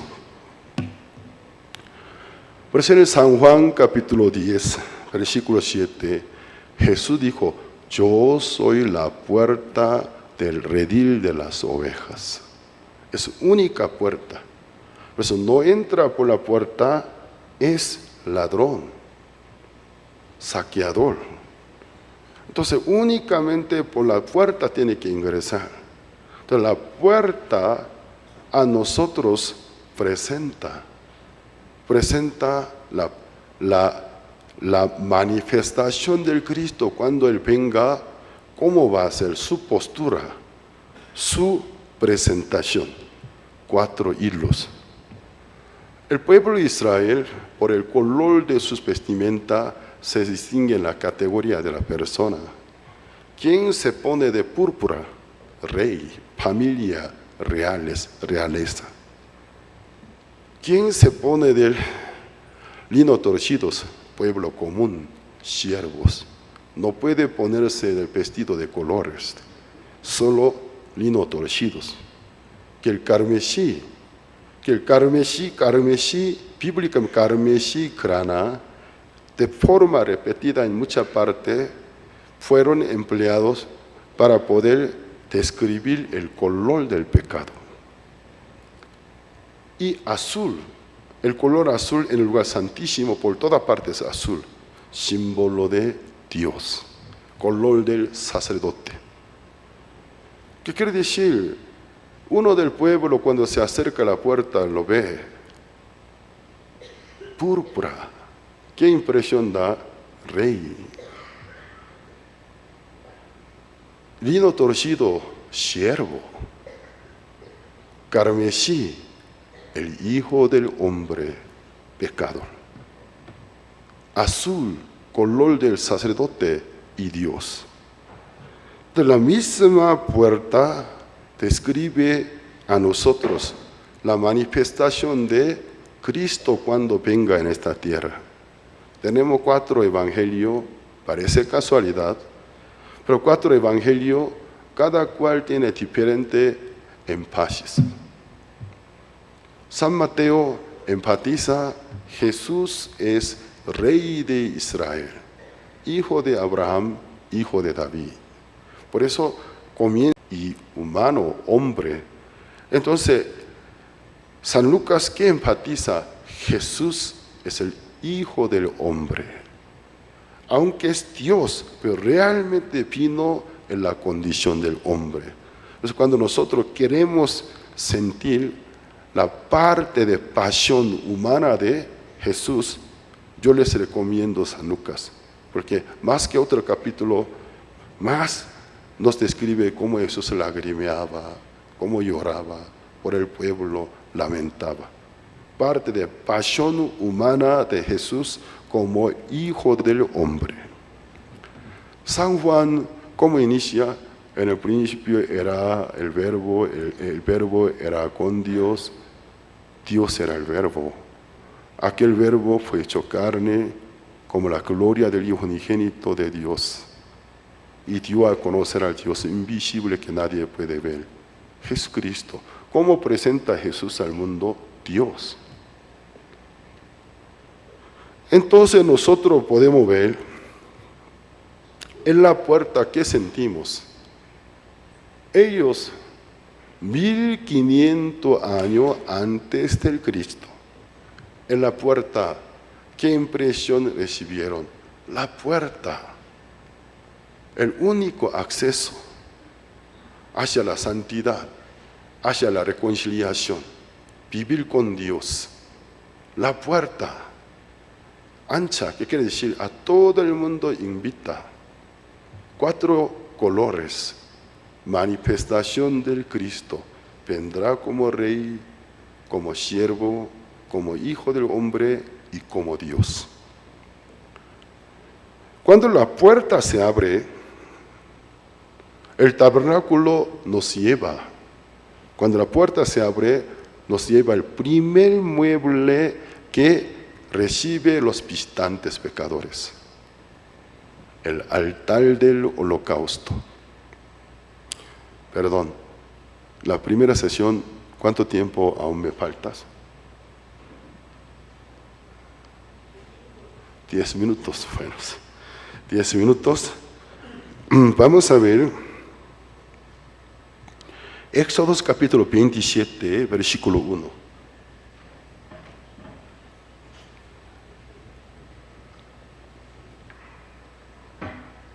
Al 8. Harás también un altar de madera de acacia, de 5 codos de longitud, de 5 codos de anchura. Será cuadrado el altar, y su altura de 3 codos. Y le harás cuernos en sus 4 esquinas. Los cuernos serán parte del mismo, lo cubrirás de bronce. Harás también sus calderos para recoger la ceniza. Harás todos sus utensilios de bronce.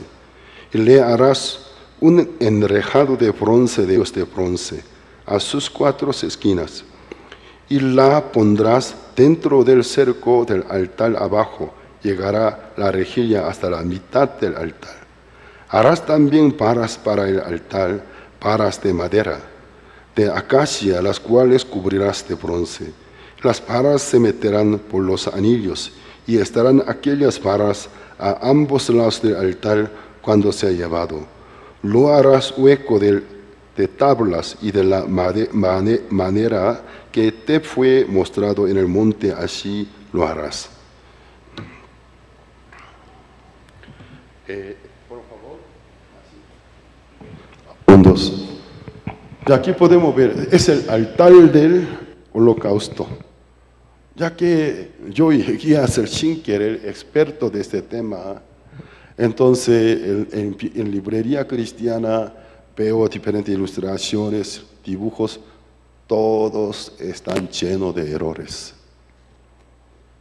Este tampoco está correcto. Porque según la descripción del Éxodo capítulo 27, 5 codos de ancho y largo, bien cuadrado. 5 codos equivalente de 2,5 metros. 3 codos de alto, equivalente de 1,5 metros. Y la parte superior, cada esquina tiene un cuerno. Es parte de esa escultura. No es un cuerno del animal, imitación. Cuerno del bronce.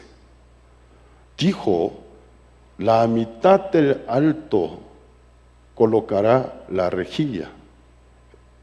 Entonces esa rejilla tiene anillo para poder traspasar 2 paras cubiertas de lámina de oro para trasladarlo. Entonces el alto de ese anillo debe estar en medio. Y por eso un día yo, en la Sociedad Bíblica, en el auditorio de la Sociedad Bíblica de México, y di esa capacitación del tabernáculo. Al terminar, el presidente de Sociedad Bíblica de México me regaló un libro de ilustración del tabernáculo y vi errores. Lo siento, esto está mal. Entonces, no está conforme a la Biblia. Ay, perdón, pastor. Entonces, muchos dibujos que giran en internet no está conforme a la Biblia. Imaginación de gente que no conoce la Biblia. Entonces, más o menos así. Rejilla en medio, la mitad. El anillo debe alcanzar la mitad. ¿Qué pasa? Tal vez para que el carbón se encienda mejor, aunque la Biblia no habla, abajo hubiera puesto una pequeña rampa, puede ser, para que el aire entre. Vamos a ver. Hecho de madera de acacia, pero acacia no aguanta la calentura de la llama. Está cubierto de lámina del bronce. Además, Coré es uno de Levita, encabezándolo. Él se rebeló contra la autoridad de Aarón. No solo tú, nosotros también podemos entrar al lugar santo, podemos quemar incienso. Él y sus 250 seguidores hicieron su propio incensario de bronce. Y luego querían entrar al lugar santo. Adentro salió una llama del cielo, los quemó completo, los asesinó. Y todos se volvieron quemados, pero sus incensarios tirados en el piso, encendidos. Dios dijo a Moisés, los incensarios son santificados, porque la llama de Dios los encendió. No puede tirarlos, recogerlos, a martillos, plancharlos. Convertir una plancha del bronce, llevarlo, cúbrelo el altar del holocausto. Entonces el altar del holocausto son de madera de acacia, pero está cubierto de lámina del bronce bastante grueso. ¿Y qué pasa? Aguanta la calentura. Entonces bronce es símbolo de juicio. Símbolo de juicio es el lugar del juicio. Cuando un visitante entra, la puerta abre, es Jesús. Ven, para que tú seas salvo. Yo te guío, ¿a dónde? Al altar del holocausto, lugar del juicio. ¿Sabes? La paga del pecado es la muerte. Tú hasta aquí viniste, quiere decir que reconociste que pecaste. Te arrepentiste, por eso viniste aquí, al sacerdote confesaste, todo está bien. Pero el pecado no se perdona por el arrepentimiento. El pecado no se perdona por la confesión, porque el arrepentimiento y la confesión son pasos para el perdón de pecados. Por confesar el pecado se perdona a Cristo, no era necesario que viniera a morirse. Simplemente arrepentirme delante de Dios, confesar, Dios me perdona. El arrepentimiento no es el perdón del pecado. La confesión no es el perdón del pecado. Son pasos necesarios. Tú llegaste aquí, quiere decir que te arrepentiste, reconociste tu pecado, confesaste tu pecado. Felicidades, pero aún estás con problema. A pesar de todo lo que tú has hecho, eres pecador. La paga del pecado es la muerte. ¿Qué pasa? Al pie del altar del holocausto, tiene que devolver una ofrenda, poniendo su mano, la transferencia del pecado. Entonces el animal tiene que padecer en el lugar de él, como si fuera mismo persona, pero el animal tiene que redimirlo, porque la redención etimológicamente significa el pago del rescate. Para rescatar tu alma, Él tiene que ser pago.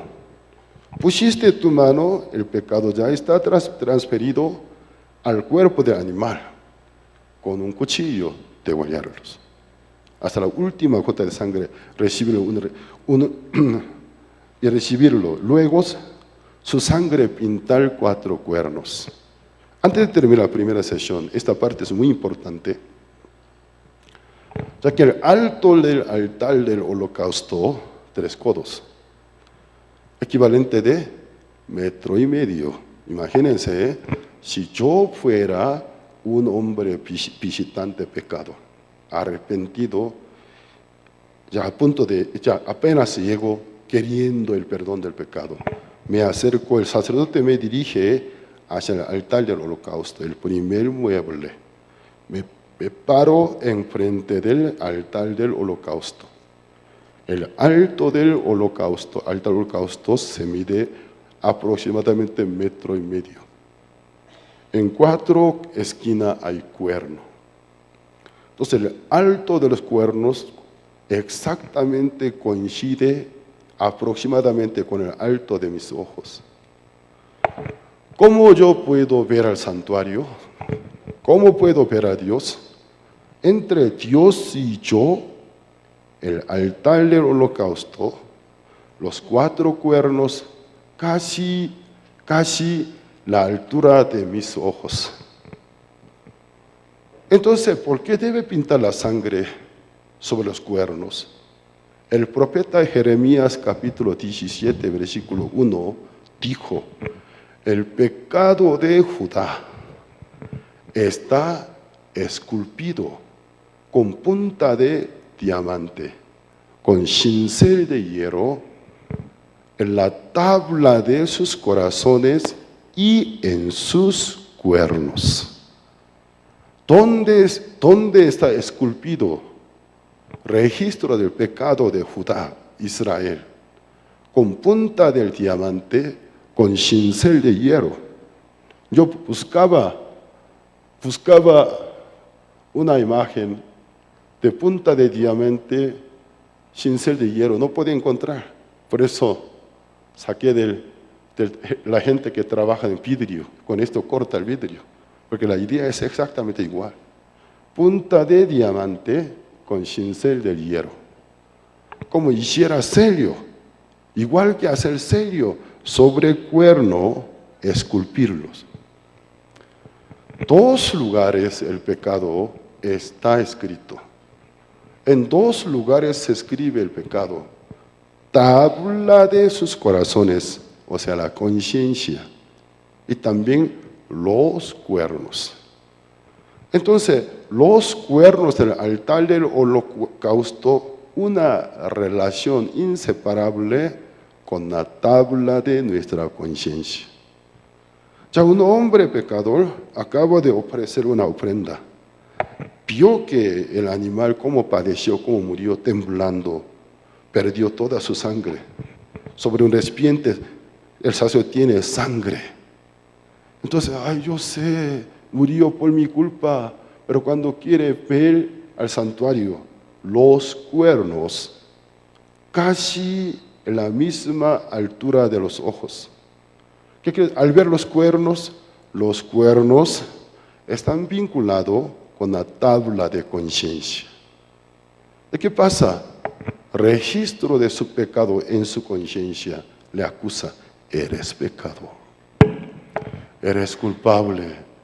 Detrás del altar del holocausto veo el santuario, la manifestación de Dios.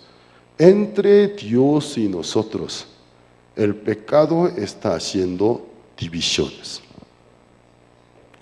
Para que Dios no me pueda oír, no me pueda salvar. Esto está escrito en el libro de Isaías 59, versículo 1. No se ha cortado mi mano para salvar, no se ha grabado mi oído para oír, sino tu pecado ha hecho división entre tú y yo para que no te salvara, no te oyera. Entonces, el pecado es lo que hace división. Dios, detrás del altar del holocausto, ¿cómo ve a este visitante? Antes de ver al visitante, ve el altar, los cuernos. Dios primeramente ve los cuernos y luego él. Los cuernos, registro de culpa. Ve su pecado y ve a él. Aléjate de mí. Mantente ahí. No más, ni siquiera un paso más. Te mato. Eres pecador. De parte del hombre, ¿cómo ve a Dios? Detrás del altar del holocausto, Dios, mi pecado hace división. ¿Por qué debe pintar la sangre con la sangre a los cuernos? Al momento que se pinta, aquí el cuerno es demasiado grueso. El espesor no importa, la Biblia no habla de espesor. Parece cuerno de una vaca o toro, entonces. O sea, el espesor, el diámetro no importa, pero aquí está muy grueso. Pero así cuando pinta la sangre, ¿qué sucede? Por el lado del hombre pecador, viendo que el acto que el sacerdote está haciendo, se pinta 4 cuernos. Los cuernos se bañan de la sangre, que fue derramada por su culpa. Le da a entender, le da una impresión, le da a entender, tengo la memoria de mi culpa. Tengo la memoria, pero mi culpa, conforme a la promesa inmutable de Dios, cubierta. En su conciencia llega la fe. Al momento de llegar la fe en su conciencia, la tabla de su conciencia, sobre ella también se cubre la sangre. Viene la convicción de que está perdonado. Gracias a Dios. Tengo la memoria, pero el pecado físico está perdonado. Y puede tener paz con Dios y reconciliación con Dios. El resto de sangre echa al pie, porque no puede usar la segunda vez, pues su vigencia una sola vez. ¿Y Dios cómo lo ve? Los cuernos se pintan de la sangre. Estaba viendo registro de su culpa, ya no se puede ver. Solamente ve 4 cuernos pañados. Cubierto está tu culpa. No veo inculpa del pecado. Limpio, ven conmigo. Se unen. Esta escena importantísima para la doctrina del Cristo. Importantísima. En el altar del holocausto, la cruz tiene muchas similitudes. Primero, el altar del holocausto, lugar del juicio. La cruz, instrumento del juicio. El altar del holocausto tiene 4 puntas, 4 esquinas. La cruz tiene 4 puntas, 4 cuernos. Desde 4 puntos debe pintarse de sangre.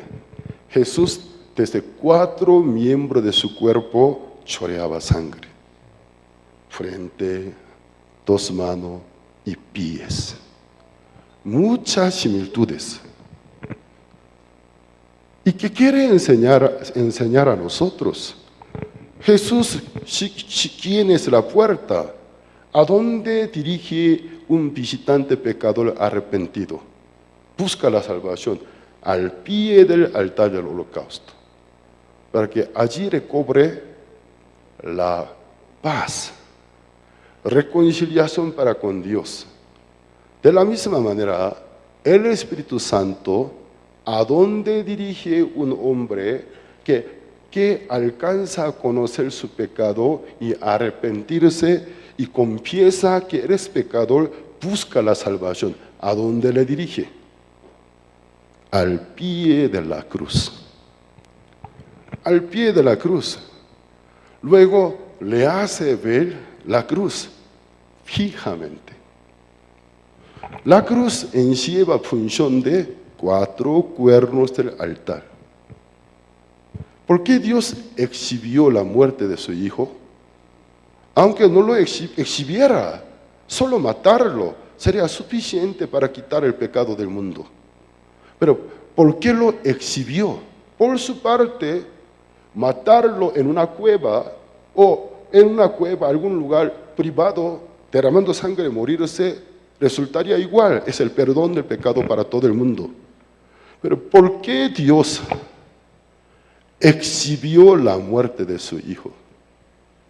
¿Ustedes les gusta exhibir muerto de sus seres queridos? Alguien sin pensar, no tiene cabeza, llega al velorio y luego, sin mi permiso, prende su celular y luego Facebook Live, YouTube Live, comienza a exhibir a todo el mundo. Yo le diría, popetada es mínima, entonces, patada y puñetazos. ¿Qué hace con el cuerpo de mi padre? O fuera el cuerpo del Hijo, ya más doloroso. ¿Qué está haciendo? ¿Acaso a Dios no le dolió exhibir la muerte de su Hijo tan doloroso?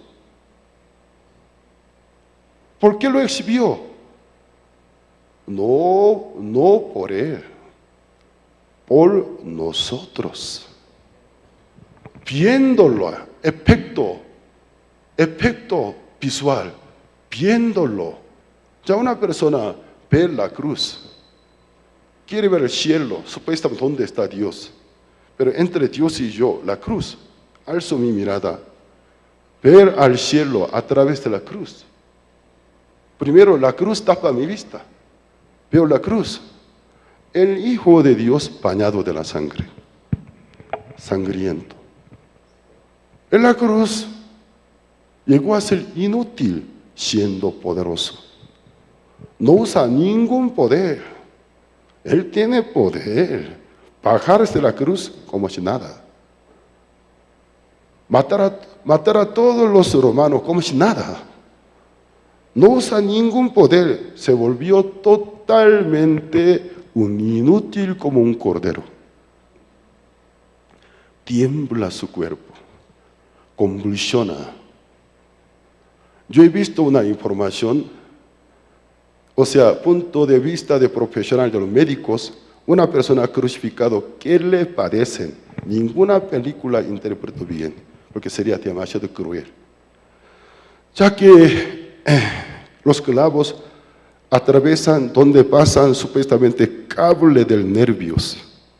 El cuerpo como saltamonte se convulsiona sin querer, va hacia adelante, pero por los clavos no se puede. Entonces por el mismo golpe se regresa a la cruz, continúa como saltamonte. Cada vez que convulsiona, por donde está clavado sangre, bombea, no chorea, bombea. No puede verlo, dice. Por eso un emperador romano dijo, de ningún territorio de Roma que deja que ver la cruz, ninguna cruz, porque un día él presenció cuán cruel es la crucifixión. Prohibió. Entonces Jesús en la cruz, su cuerpo convulsionaba, constante, como un saltamonte, hacia adelante, hacia atrás, hacia adelante, atrás. Cada vez que se golpea, más sangre, se rompe, sus huesos y costillas, todo se rompe. ¿Y por qué Dios lo exhibió? Que la gente ve la cruz para que le dé a entender, le dé a una impresión, ciertamente todos mis pecados, todas mis culpas, por esta obra redentora de pura compasión y misericordia, me redimió, me limpió, para que le dé a entender, le hace obtener la certeza. Padre Dios, gracias, me perdonaste, con su sangre preciosa me limpiaste, aunque todo el mundo no lo crea, se burle de mí, yo te creo, Jesús, limpiaste todos mis pecados. Para poder obtener la certeza del perdón de todos los pecados por su sangre, en su corazón se reconcilia con Dios. El corazón de Dios se regresa, ya ves, estás limpios. Ese es el propósito. Ya entonces, cuando una persona, ¿cómo puede describir el momento preciso de convertimiento de un pecador a un cristiano salvo y justo delante de Dios? Debe tener esa experiencia, llegar al pie de la cruz, pero no físicamente, sino por la exposición de un predicador que realmente es salvo, o una obra literaria de un cristiano del siglo pasado, realmente era un cristiano salvo, describió muy bien el Evangelio, a través del oír, el leer, experimentar, llegar al pie de la cruz en la meditación. Tener encuentro personal con Cristo clavado en la cruz en su meditación. Aceptarlo desde su corazón. Tu sangre realmente me limpió. Gracias, Señor. Todas las manchas de su conciencia se borran en aquel momento. Ese es el momento preciso del convertimiento. Todos los cristianos genuinos del siglo pasado, hasta fecha de hoy, tienen este testimonio. El momento preciso en que cómo él desde un pecador se convirtió en un cristiano limpio, nacido de nuevo, justificado y amado a ser por Padre justo. Todos testifican estos. Para terminar, hay una canción muy clásica.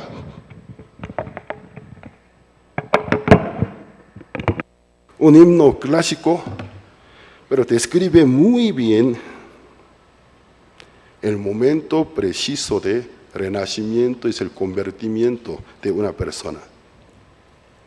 Herido, triste a Jesús, mostréle mi dolor, perdido, errante, luego vi su luz, bendíjome en su amor.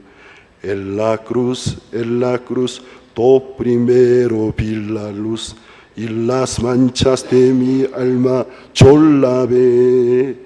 Fue allí por peto vi a Jesús, y siempre feliz con él seré. ¡Cuán hermoso himno! No es un poema, es su testimonio.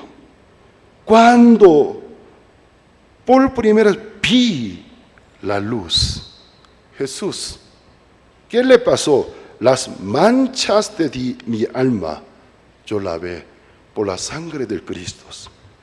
Fue allí por fe, vi a Jesús, y siempre feliz con él seré. Entonces, el altar del holocausto simboliza perfecto la cruz de Jesucristo.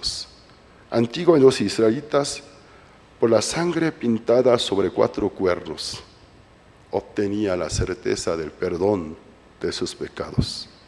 Y ahora nosotros, al pie de la cruz, aunque físicamente no, pero usando la facultad de meditar, oyendo una exposición tan buena de un predicador realmente salvo, o una obra literaria que él dejó tan precisamente menciona, leyéndolo, podemos experimentar, llegar al pie de la cruz, ver la cruz, Jesús sangriento, con su sangre eficaz, todas las manchas de nuestro corazón, lavarlos, ser limpios.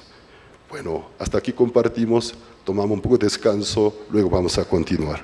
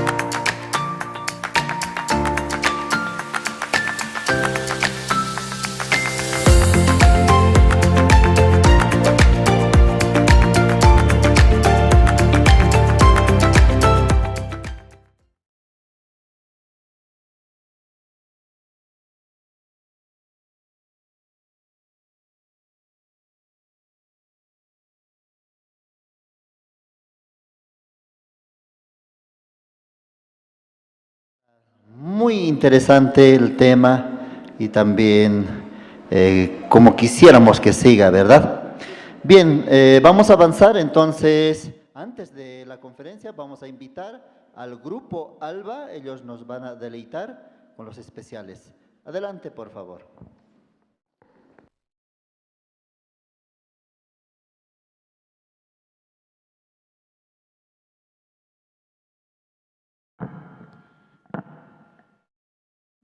Buenos días nuevamente a todos.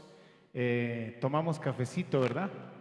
Muy rico. Sí. Y nosotros tomamos té también, que nos ayuda por la altura. Pero estamos felices, estamos felices. Vamos a alabar a nuestro Dios, vamos a cantar una alabanza que se llama Ni yo te condeno.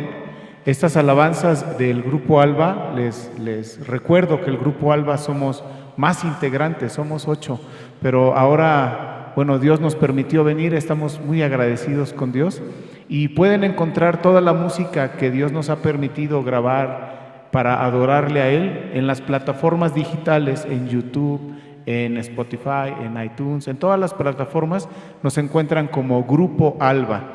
Y esta alabanza también es una de ellas que ahí pueden encontrar y quisiéramos que juntos pudiéramos cantar y alabar a Dios. Amén. Esta alabanza se llama Ni yo te condeno.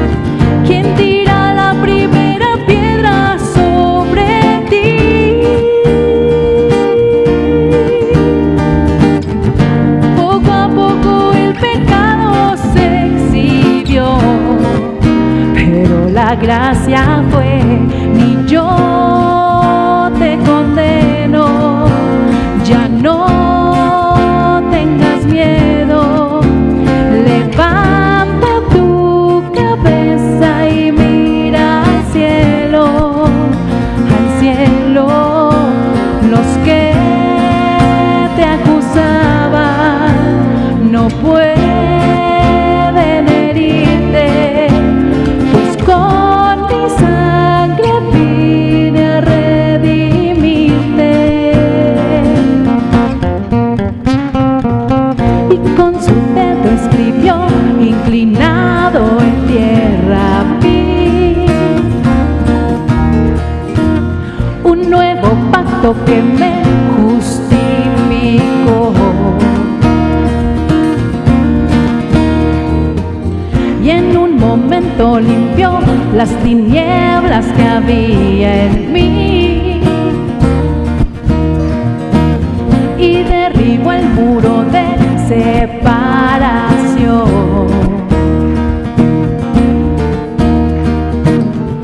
De rodillas humillada yo caí. Tú cargaste mis pecados sobre ti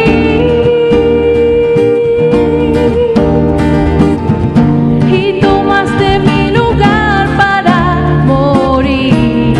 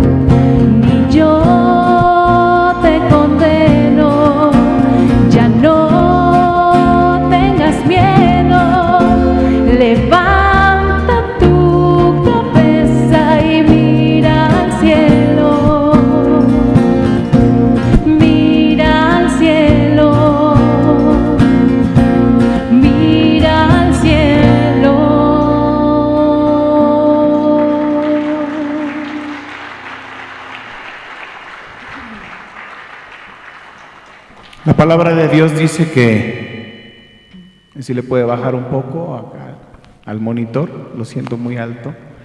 La palabra de Dios dice que Jesús no vino para condenar al mundo, sino para que el mundo sea salvo por él. O sea, Jesús vino a salvar a todo el mundo. El que realmente condena al ser humano es Satanás. Satanás es el que no quiere que el ser humano se reconcilie con Dios y regrese al cielo. Por eso, desde nuestro pensamiento nos pone la condenación y nos dice que somos pecadores, pero nosotros debemos de negar ese pensamiento y aceptar lo que la palabra dice. Jesús dice que Él no nos condena. Jesús dice que Él nos ha limpiado con su sangre. Eso aceptar en nuestra vida, entonces tendremos certeza de que somos limpios y somos justos. Amén. Amén. Vamos a cantar ahora el himno. No lo teníamos preparado, pero escuchando la predicación del pastor, creemos que es una oportunidad para cantar este himno tan hermoso. Este himno se llama En la Cruz.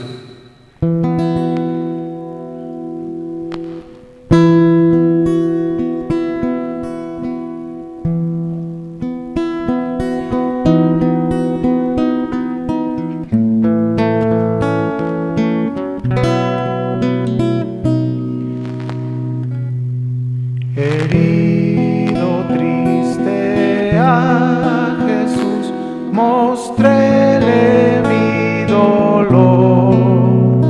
Perdido, errante, vi su luz, bendíjome su amor. En la cruz, lo primero vi la luz, y las manchas de mi alma yo lavé. Fue allí por fe, lo vi a Jesús, y siempre feliz con él seré. Sobre una cruz, mi buen Jesús, su sangre derramó. Por este pobre pecador, a quien así salvó. En la cruz, lo primero vi la luz, y las manchas de mi alma yo lavé. Fue allí por fe, lo vi a Jesús, y siempre feliz con él seré.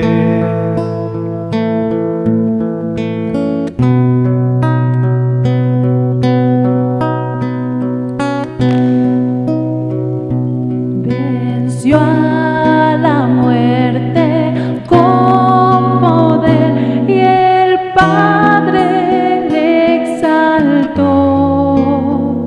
Confiar en Él es mi placer, morir no temo yo. Aunque Él se fue, conmigo está el gran consolador. Por Él entrada tengo ya al reino del Señor. En la cruz, lo primero vi la luz, y las manchas de mi alma yo lavé. Fue allí por fe, lo vi a Jesús, y siempre feliz con él seré. Vivir en Cristo me da paz, con él habitaré. Ya suyo soy, y de hoy en más a nadie temeré. En la cruz,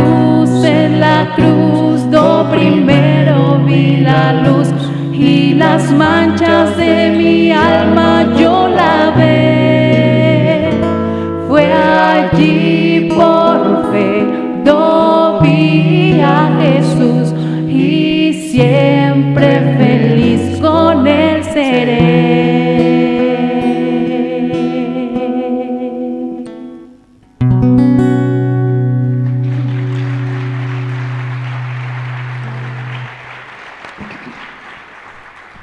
Los himnos son hermosos, ¿verdad? Y hablan el testimonio verdadero de nuestra fe. Vamos a cantar otra alabanza, hermanos, y la alabanza es muy hermosa porque nos ayuda a nuestro corazón a mirar a Jesucristo. Nos ayuda a dejar de mirarnos a nosotros también y a enfocarnos en lo que realmente vale en este universo, que es el Hijo de Dios. Y nos ayuda también porque el ser humano es especialista en afanarse y de todo nos afanamos y todo quisiéramos resolver, pero hermanos, nada está en nuestra mano resolver. Si el Señor no nos da la gracia, nosotros no podemos ni levantarnos de la cama. El Señor es quien tiene nuestra vida en su mano. Así que tenemos que estar tranquilos y confiados, reposando, orando al Señor. El Señor va a responder nuestra oración. Amén. Vamos a cantar esta alabanza.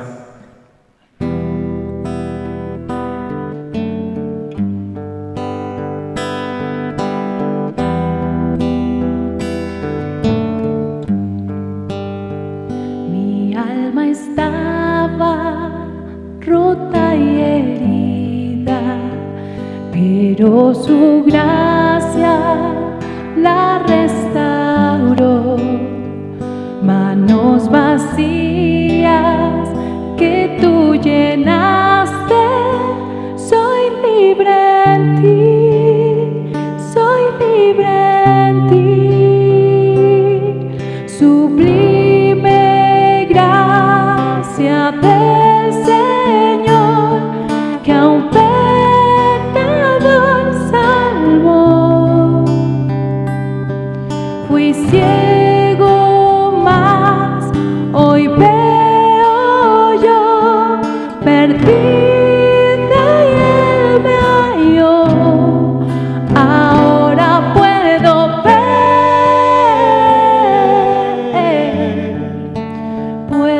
ver sus ojos de amor, quebrantado fue para darnos su salvación.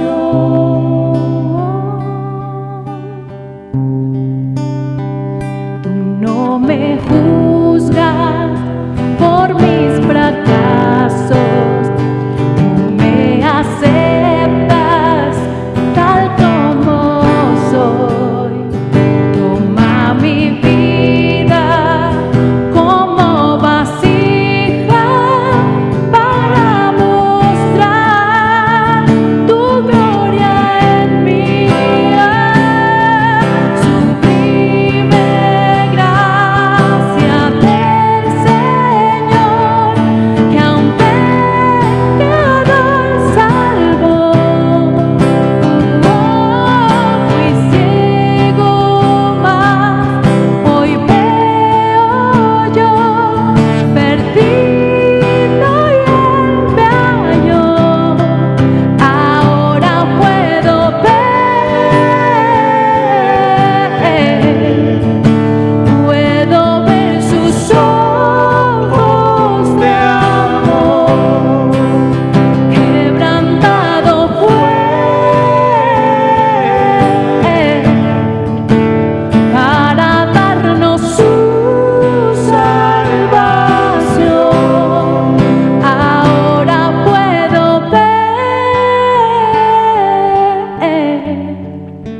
puedo ver sus ojos de amor, quebrantado fue para darnos su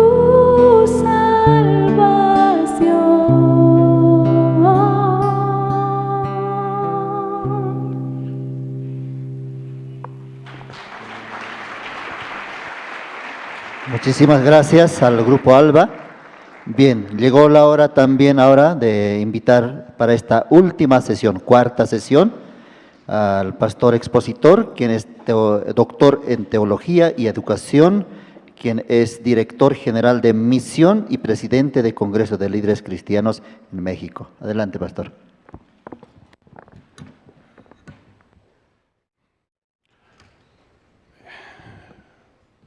Aún buenos días. ¿Tomaron un poco de descanso ustedes?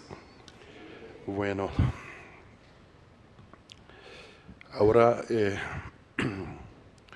el tabernáculo es un tema muy amplio. Hay mucho que estudiar. Estuve explicando del altar del holocausto.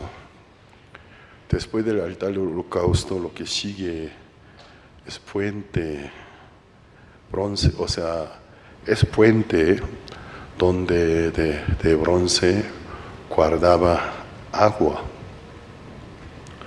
¿Puede proyectarlo, por favor?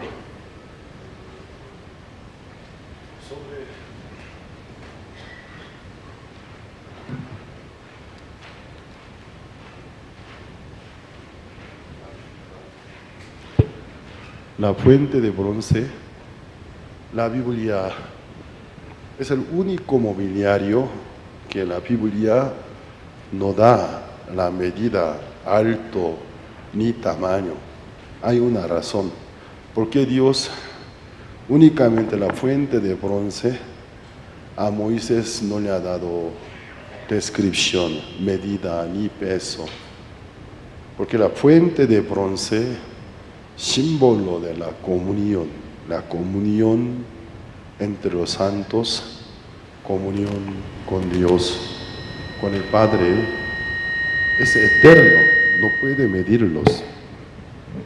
Originalmente, la fuente de bronce, ¿de dónde consiguió tanto bronce? Las doncellas que servían en el tabernáculo, cada quien tenía su espejo. Anteriormente, el espejo era de bronce liso. Entonces, ¿qué pasa? Con un pedazo de bronce, espejo, usaba para verse a sí mismo. Cuando Dios convocó la ofrenda, aquellas doncellas ofrendaron sus espejos. Los espejos en el fundidor se fundieron, perdieron cada individuo su propia forma. Finalmente salió la fuente de bronce.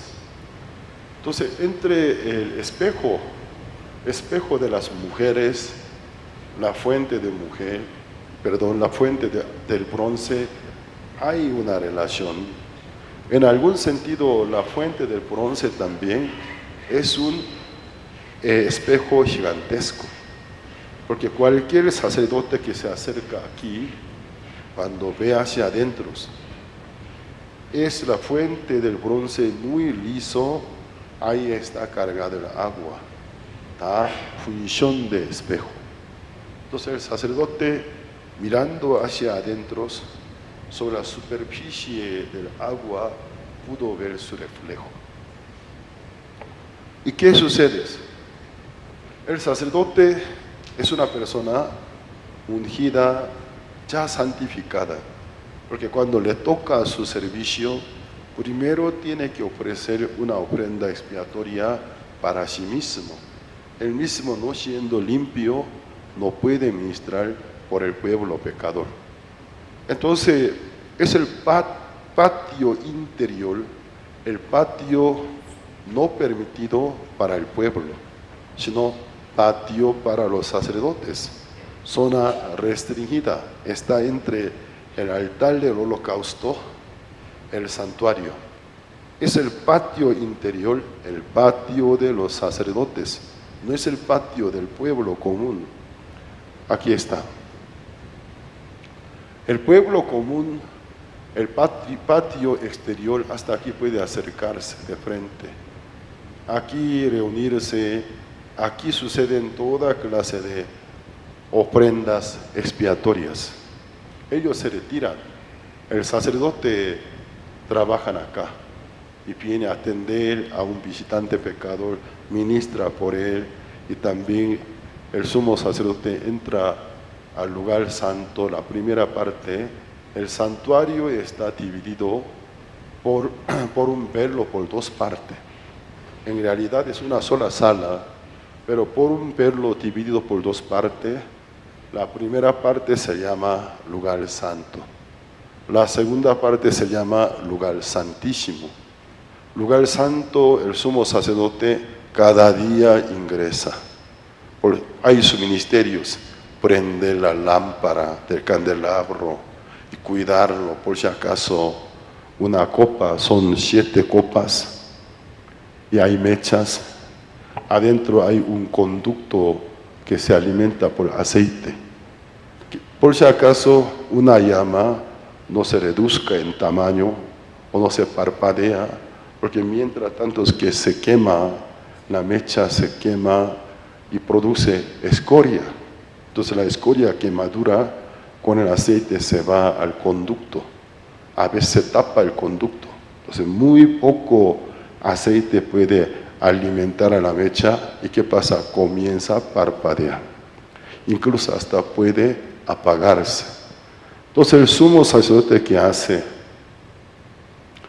Tiene que cuidarlos, limpiar bien con pincel, que 7 copas, 7 llamas siempre se mantengan iluminándose. Pero su ubicación, el anterior por favor, la imagen anterior. Aquí pueden ver, aquí es el acceso a la puerta, es el velo que divide lugar santísimo, lugar santo.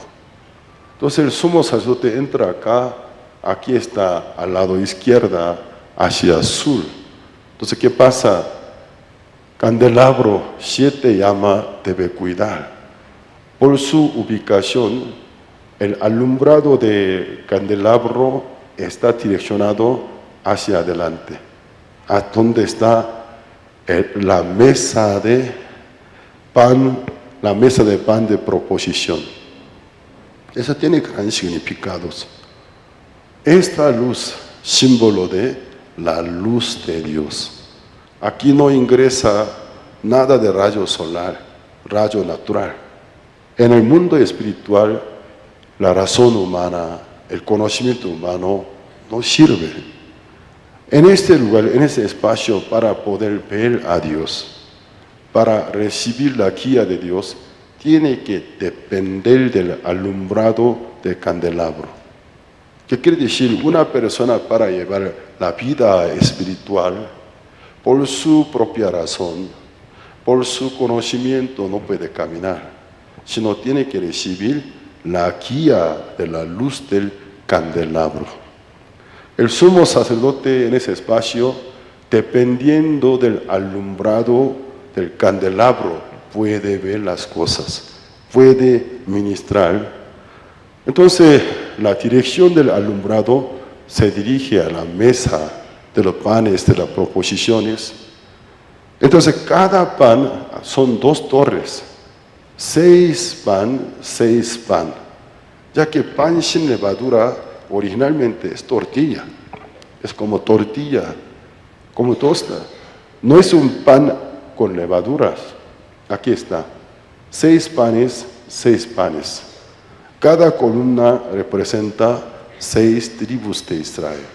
Son 12 tribus, símbolo del pueblo de Dios. Lo que pasa, la dirección del candelabro direcciona a su pueblo.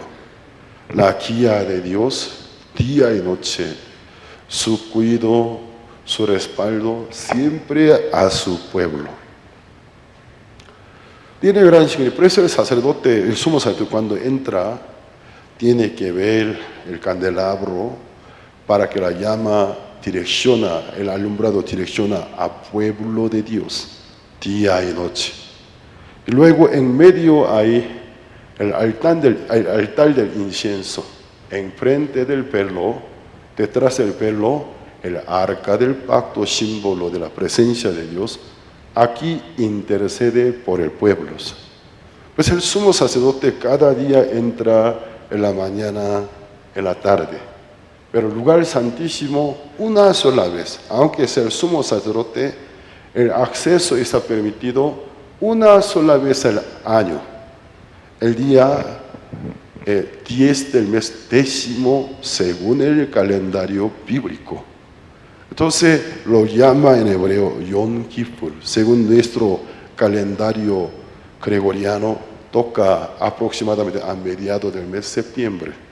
Pues algunos que ven alguna noticia de Israel, siempre el mes de septiembre puede ver, festejan Yom Kippur. Entonces, cuyo significado es el día de cubrir, ¿de qué cubre? El pecado.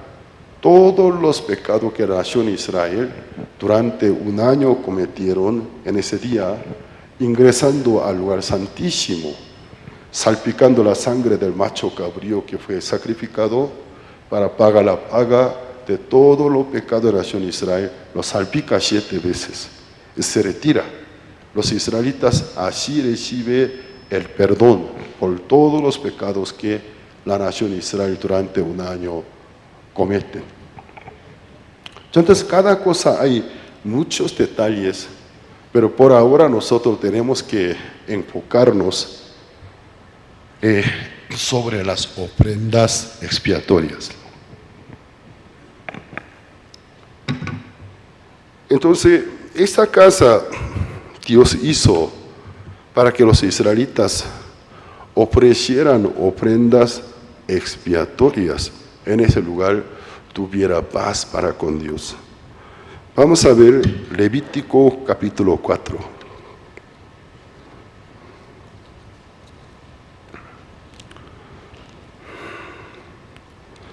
Levítico capítulo 4, versículo 27.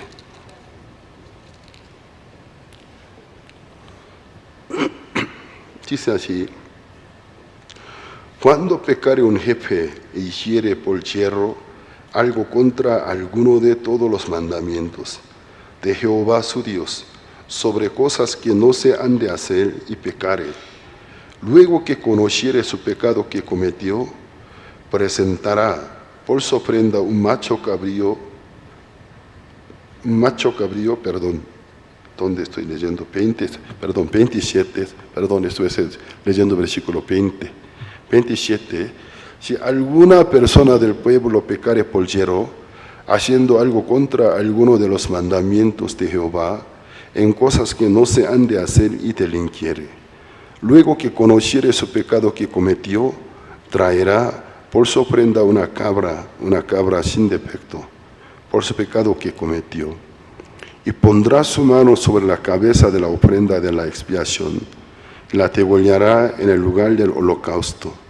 Luego con su dedo el sacerdote tomará de la sangre y la pondrá sobre los cuernos del altar del holocausto, y derramará el resto de la sangre al pie del altar, y le quitará toda su grosura de la manera que fue quitada la grosura del sacrificio de paz, y el sacerdote la hará arder sobre el altar en olor grato a Jehová.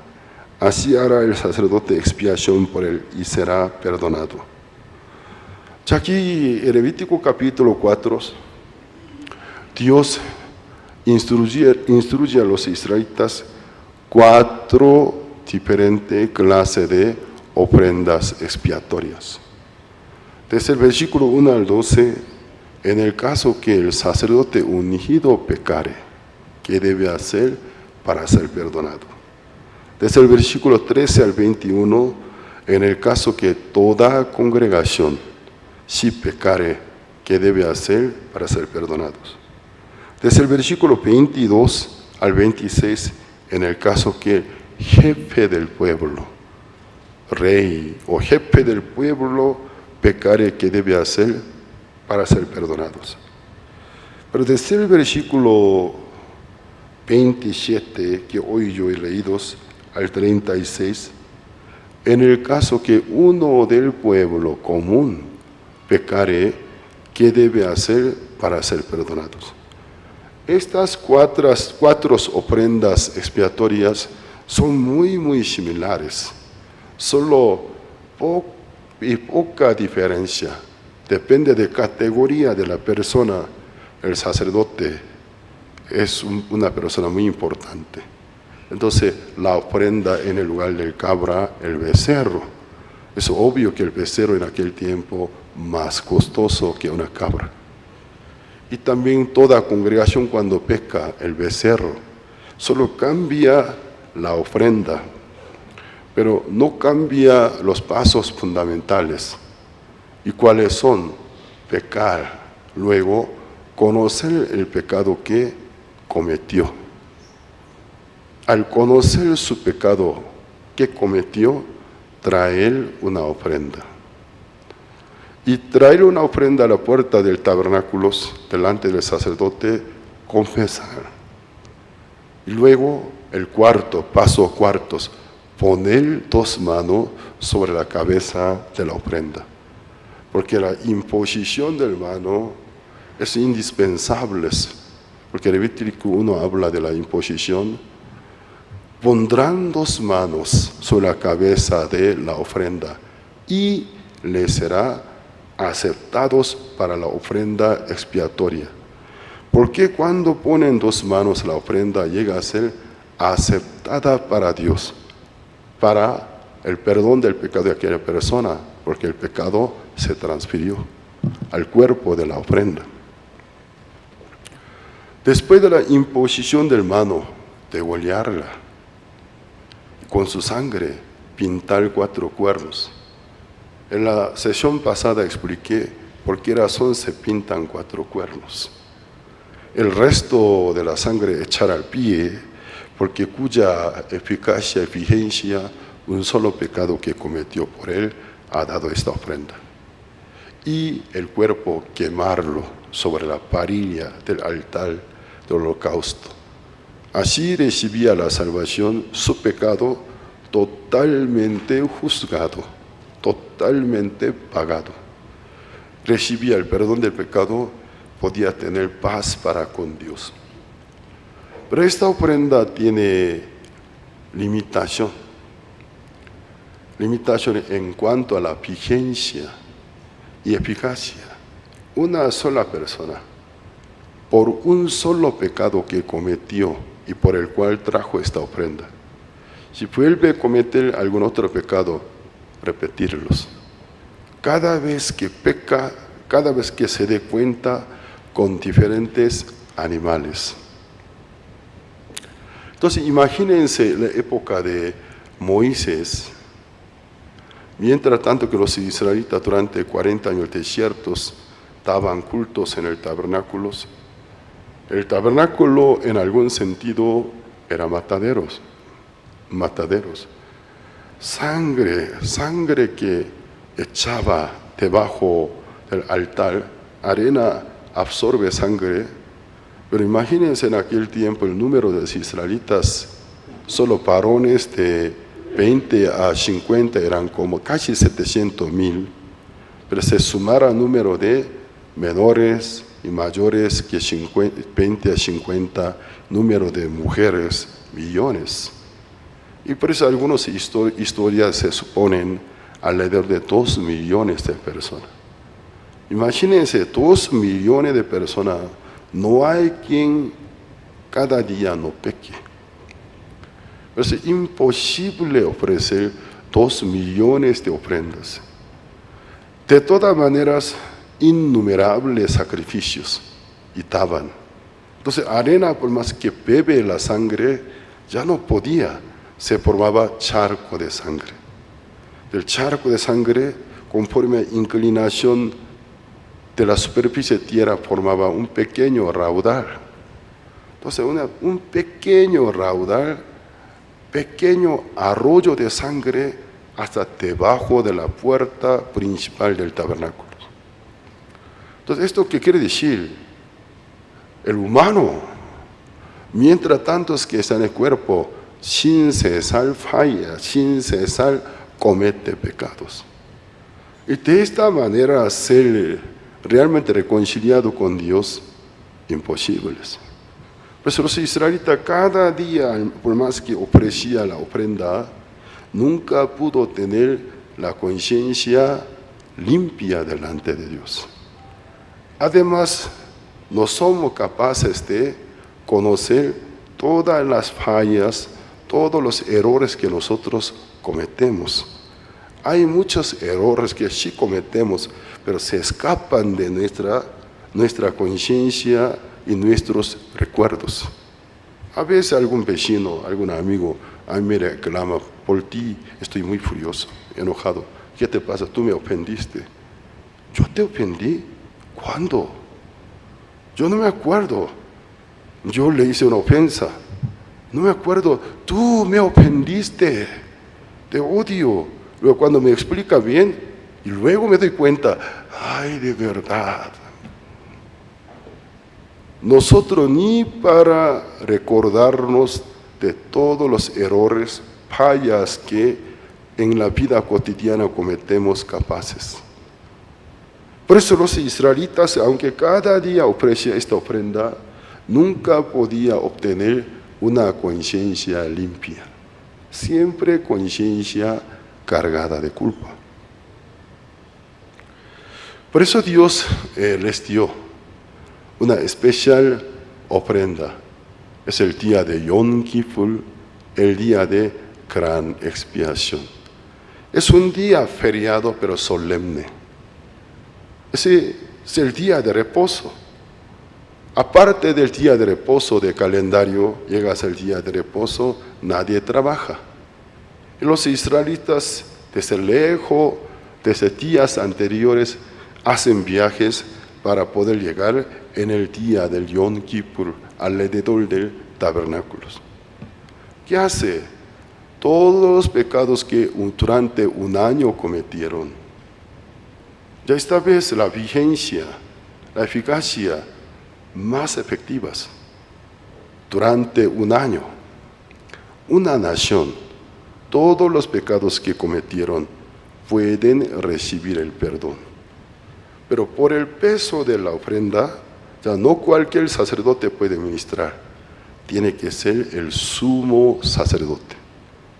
Entonces el sumo sacerdote, jefe de todos los sacerdotes, el primer sumo sacerdote fue Aarón, el hermano mayor de Moisés.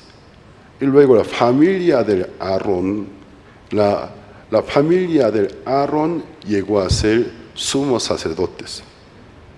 Entonces el tiempo de servicio es perpetuo hasta que un sumo sacerdote se muera. Antes de que se muera, a uno de sus hijos, hijo mayor, elige. Entonces impone su mano, realiza una ceremonia, lo establece por sumo sacerdote, luego fallece. Así la sangre arónica tiene la autoridad del sumo sacerdocio. El primer sumo sacerdote fue Aarón. Entonces, por el peso de la ofrenda, el sumo sacerdote ministra por el pueblo delante de Dios. Pero en este día, por el peso de la ofrenda, tiene que preparar 3 ofrendas. La primera, un becerro para Aarón mismo y su familia. Porque antes de ministrar por el pueblo, él mismo siendo un hombre levantado, escogido del pueblo, él no está libre de falla y pecado durante un año. Primero debe ofrecer una ofrenda expiatoria por sus propios pecados, por el pecado de su familia. ¿Cómo lo realiza? Vamos a ver, hay algunos dibujos, vamos a ver. Ya el sumo sacerdote. Pero aquí, observación, no es el tabernáculo. Ya llegaron a Israel, es el templo de Salomón. Pero el tiempo de Moisés tiene que ser el tabernáculo. Un becerro. El becerro pone su mano, pero no debe ser así. Por eso dije en la primera sesión, muchas imágenes y ilustraciones son erróneas, no están conformes a la Biblia. Tiene que tener contacto con la cabeza. No sobre la cabeza, sino tiene que tener contacto con la cabeza. Mientras tanto que el sumo sacerdote está imponiendo su mano sobre la cabeza de un becerro. Miren, son familias, todos los sacerdotes, afligidos, hacia el cielo está reclamando, perdónenos, concédanos perdón. Después de imposición del mano, siguiente, la paga del pecado es la muerte, degollarlo, matarlos. Su sangre cargar un recipiente. Aquí parece una jarra, ¿no? Recipientes, guardó la sangre. Siguiente. Con esa sangre es el pelo. Aquí se ve el candelabro, entonces es santuario, la primera parte. Una vez al año se acerca al pelo para abrirlo. Cuando abre, ¿qué sucede? Atrás hay el arca del pacto, la presencia de Dios. Entonces se cumple una palabra hebrea, Emmanuel, Dios con nosotros. Estaba separado el velo, símbolo del pecado, el velo, símbolo de la ley, límite. ¿Cómo puede abrir el velo para poder estar delante de la presencia de Dios? En su mano sí o sí tiene que llevar la sangre del becerro, porque la cual es prueba, evidencia del perdón de él. Y se acerca al arca del pacto. El arca del pacto tiene un codo y medio de alto, unos 75 centímetros, 2 codos y medios de largos, con 1,25 metros de largo. ¿Qué pasa? Adentro hay 2 tablas de piedra en que Dios esculpió los 10 mandamientos. El cayado de Aarón que se reverdeció, una urna donde guardaba el maná. 3 cosas sagradas, símbolo de Dios. Pero principalmente hay 2 tablas de piedra. Pacto, es el primer pacto.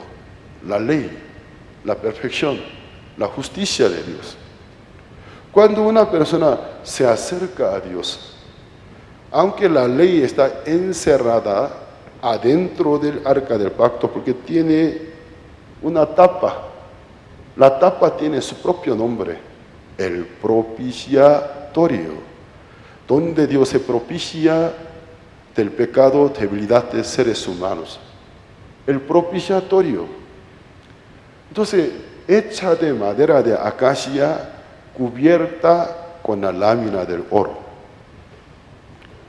Ya aquí podemos ver dónde debe salpicar la sangre acá. Hay otra donde se ve adentro qué hay.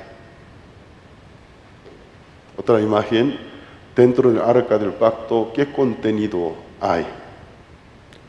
2 tablas de piedra, el cayado, una urna en que guardaba el maná. Bueno, entonces, ¿qué pasa? Dios ordenó a Moisés que 2 tablas de piedra encerrara adentro de este mueble con una tapa, mantuviera sellado para siempre. ¿Por qué razón? Porque Moisés rompió las 2 primeras tablas de piedra en que estaban esculpidos los 10 mandamientos. Cuando Moisés bajó de monte Sinai, el pueblo estaba desenfrenado, estaban idolatrando, violando el pacto. Moisés ya tiene el nivel del conocimiento, el nivel de un abogado juez sobre leyes, porque él mismo recibió. Cuando lo vio, según el pacto, todos deben morirse. Entonces Moisés, para frenar la ira de Dios, lo que ha hecho, lanzar 2 primeras tablas de piedra, quebrarlo, para que Dios no haga genocidios. Luego él mismo mató a 3,000 hombres como parte de prevención, porque Dios mismo entra en acción, haría el genocidio, porque todos se idolatraron. Y Moisés otra vez subió a monte Sinai suplicando a Dios. Dios le ordenó: cuando tú subes segunda vez, ya que rompiste mi escultura, lábrate 2 tablas de piedra y hazlo un arca del pacto, un mueble para guardar 2 tablas de piedra. ¿Por qué Dios quiso guardar 2 tablas de piedra adentro del arca del pacto? Porque 2 tablas de piedra cuando está exhibida, viene genocidio, masacre. Cada vez Dios ve la ley, ve al pueblo, les queda una sola opción, masacre. Pues Dios ordenó que 2 tablas de piedra mantuviera en la oscuridad, debajo de la tapa, selló con la tapa. El propiciatorio, aquí está, el propiciatorio. Entonces, en el extremo del largo, por un lado, por el otro lado, hay una escultura. Los ángeles son jerárquicos. Entre todos los ángeles, jefe de todos los arcángeles son querubines. 2 poderosos querubines, vigilantes, guardianes de Dios. ¿Qué hace? De un extremo largo, de un extremo del extremo de otro largo, cara a cara, con sus alas totalmente abiertas, tratando de cubrir la tapa, la mirada hacia abajo. ¿Qué está guardando? ¿Qué está vigilando? El propiciatorio. Nadie se quite el propiciatorio. Si alguien mueve el propiciatorio, si se encuentra con Dios sin gracia, sin misericordia, inmediatamente se muere. Por eso Dios ordenó que sellara, porque la ley es uno del principal carácter de justicia. La ley quedará bajo la gracia. Misericordia prevaleciera al juicio. ¿De qué pasa? El sumo sacerdote debe pintar, debe salpicar la sangre del becerro sobre el propiciatorio 7 veces. ¿Por qué 7? El día que Dios descansó, símbolo de perfección. Entonces, perfectamente ofrecido está la paga del pecado de Aarón y toda su familia. Así Aarón recibía el perdón del pecado, se retiraba. Al momento de retirarse, aún con su urna en que hay resto de sangre, pinta 4 cuernos del altar del incienso. Siguiente.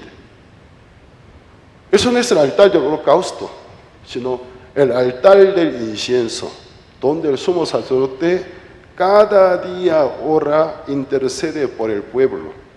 Pero el sumo sacerdote, cuando quiere interceder por el pueblo, se le viene el recuerdo de su falta, su falla. Yo no soy digno, yo no puedo, no soy digno para interceder por el pueblo. Pero ¿qué pasa? El altar de incienso también tiene cuerno. Se pinta 4 cuernos.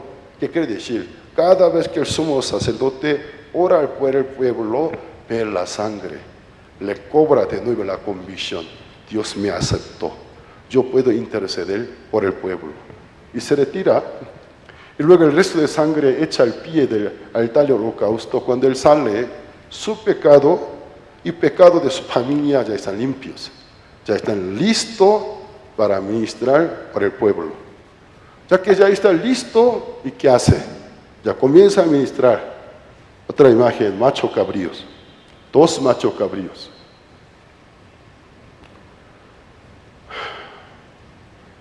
Nadie sabe cómo era Urim y Tumim. Ni israelita sabe. Pero aquí es una imagen. Con Urim y Tumim, echa suerte.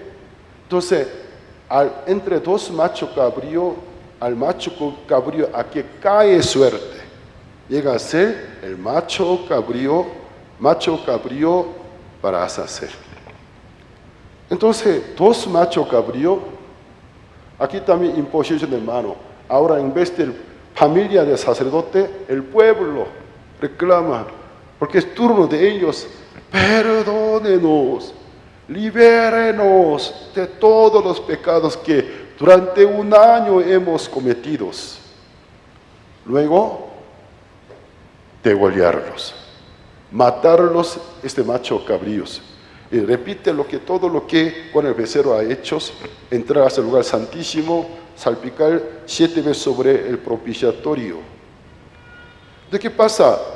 Debajo del propiciatorio que hay 2 tablas de piedra en que están esculpidos 10 mandamientos.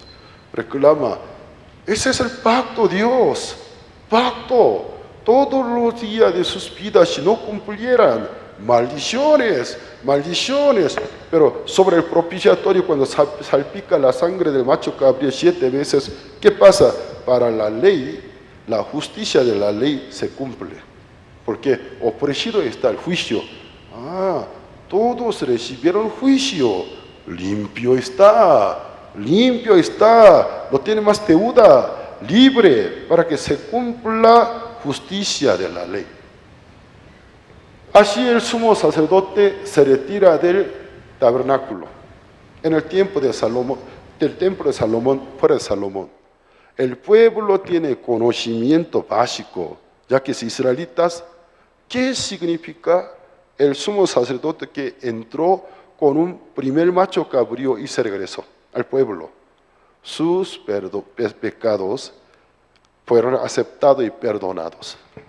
Pero ¿qué pasa? Falta algo. El ser humano siempre quiere ver.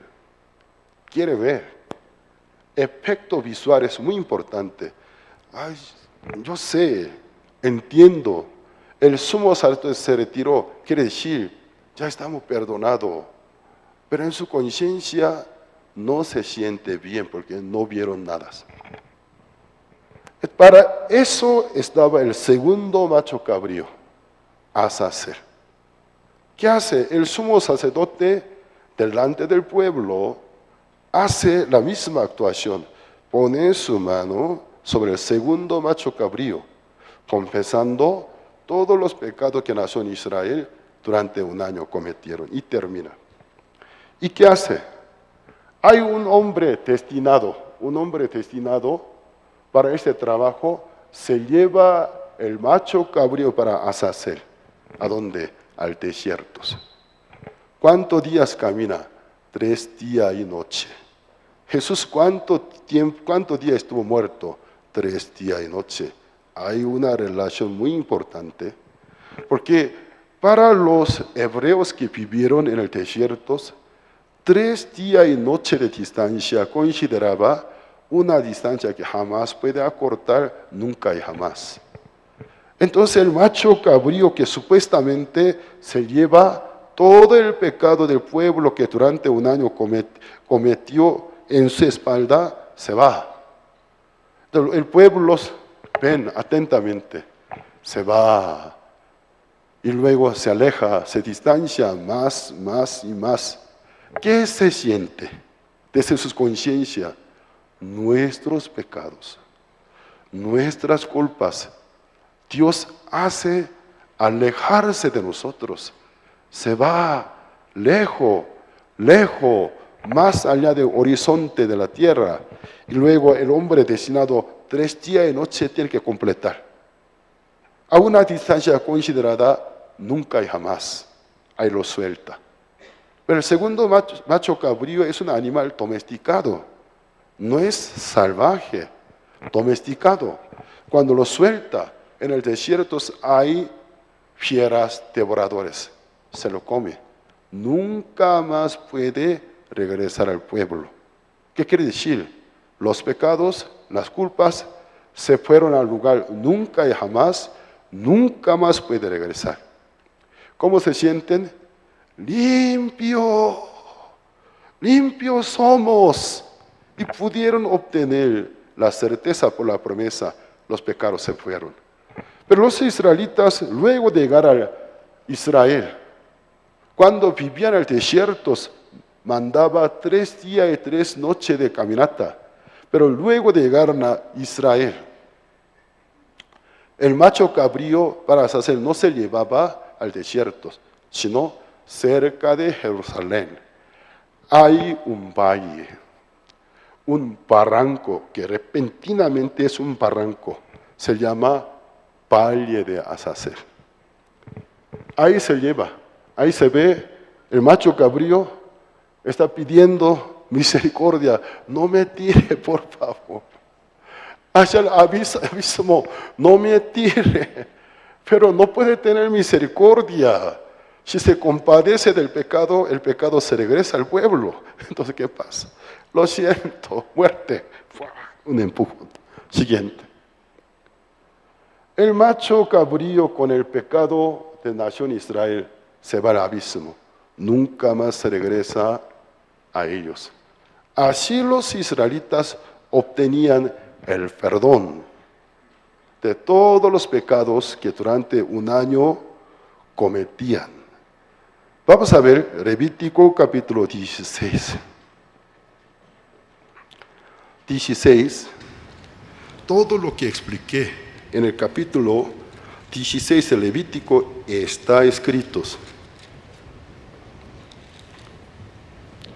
Por eso el título del capítulo 16, el día de la expiación, dice, el día de Yom Kippur.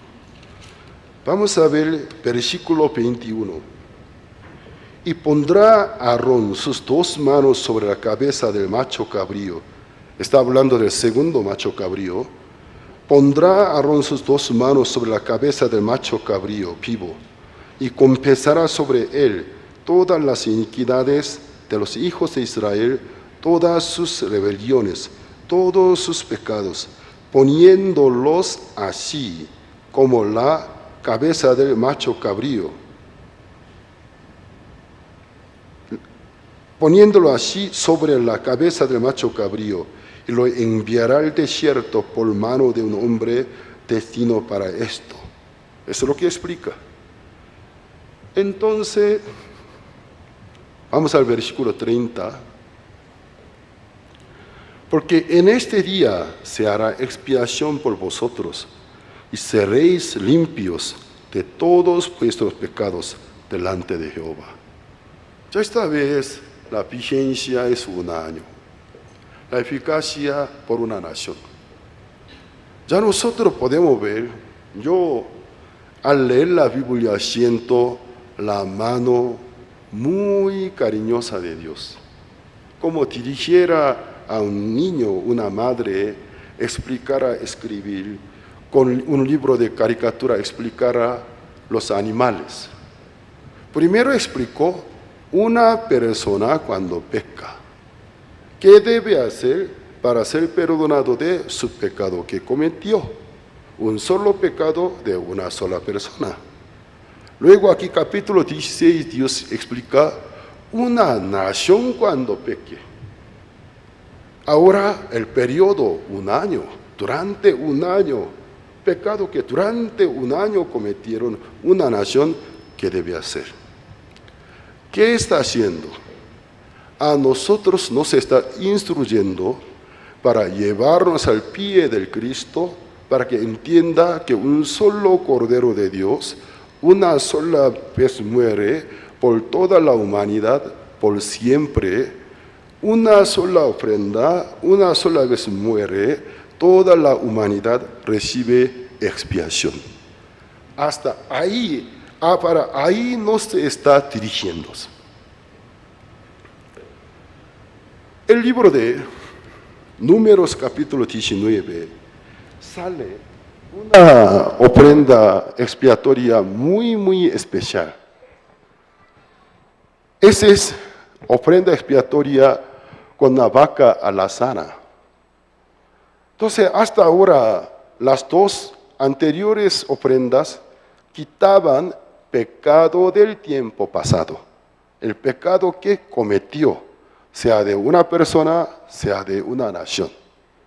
Aunque el periodo fuera un año, eran pecados cometidos.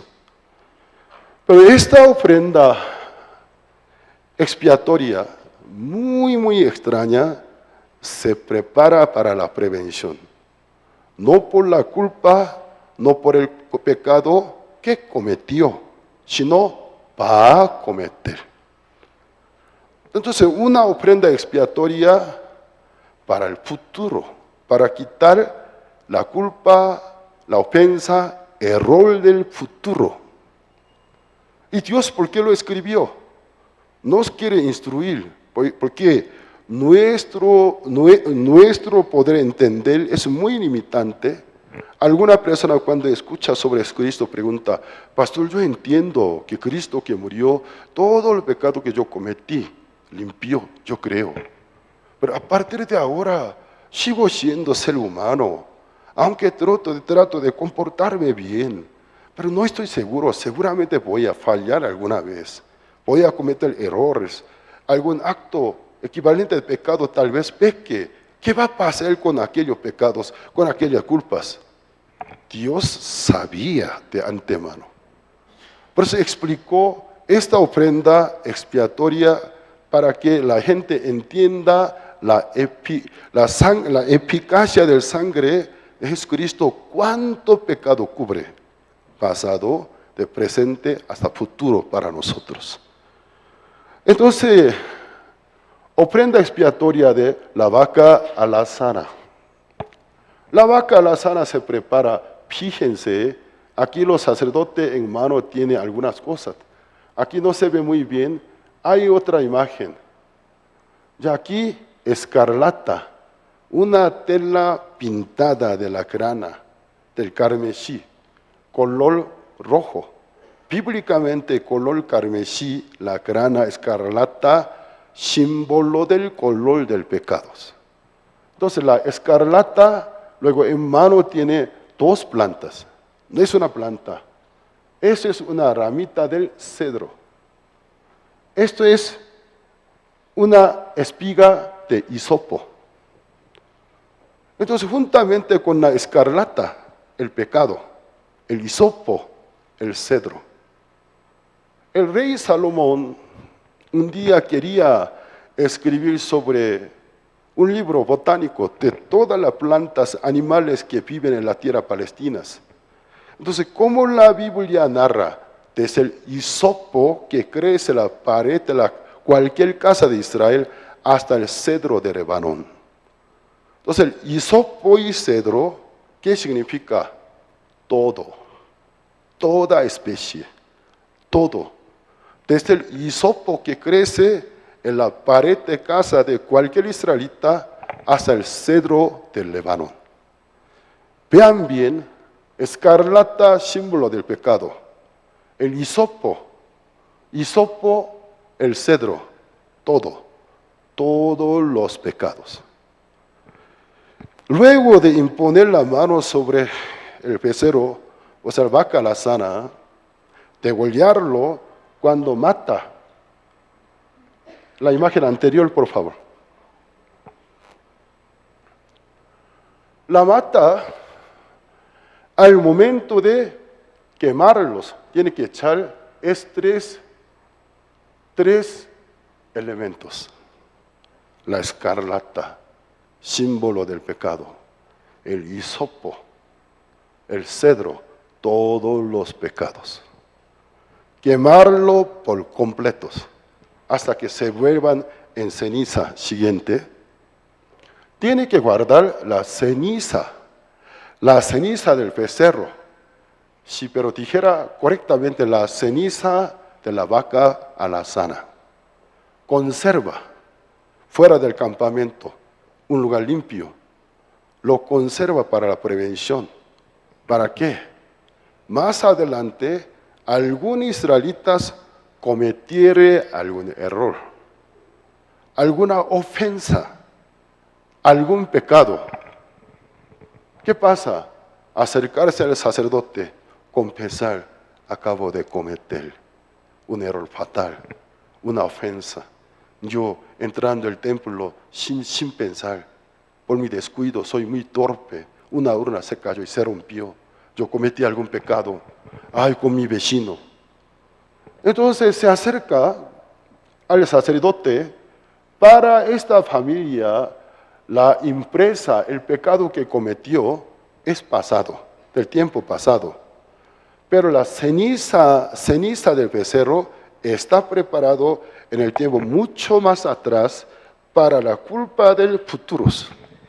Cuando lo confiesa, ¿qué hace? Se va afuera del campamento, un lugar limpio donde está conservando en una urna ceniza de vaca alazana, En realidad no es la ceniza de vaca alazana, ceniza de vaca alazana y la ceniza de escarlata, el hisopo y el cedro. Y trae. Agua tiene que tomarse de corriente, agua trancada, muerta, no. Agua que corre para que sea vigente, tenga vigencia, vigente. Entonces carga en una urna.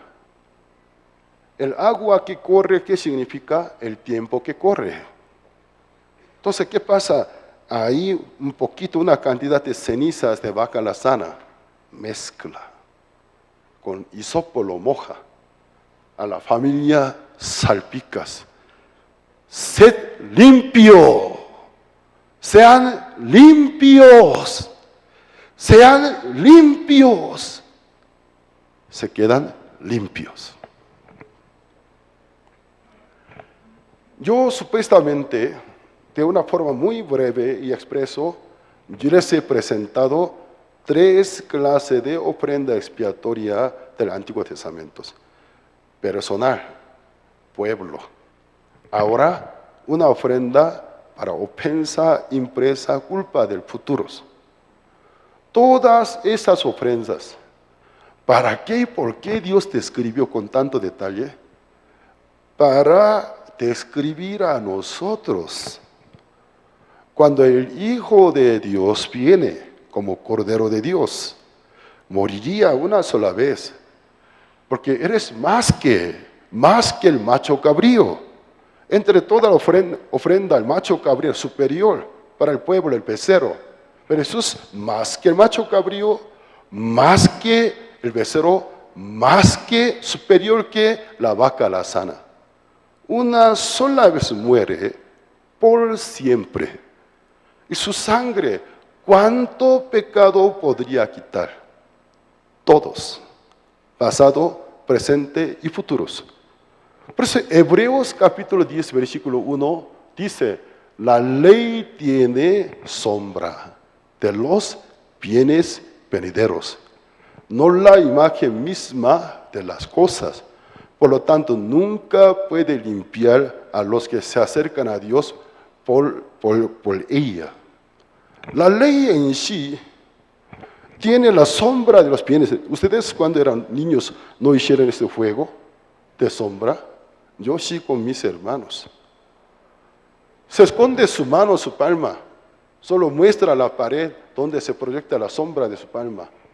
Y adivinarlo, ¿qué es esto? Entonces, a ver, entonces, acá.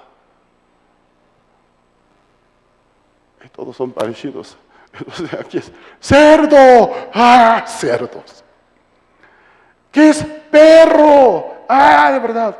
¿Qué es eso? ¡Conejo! Pero lo que yo estoy viendo es la sombra.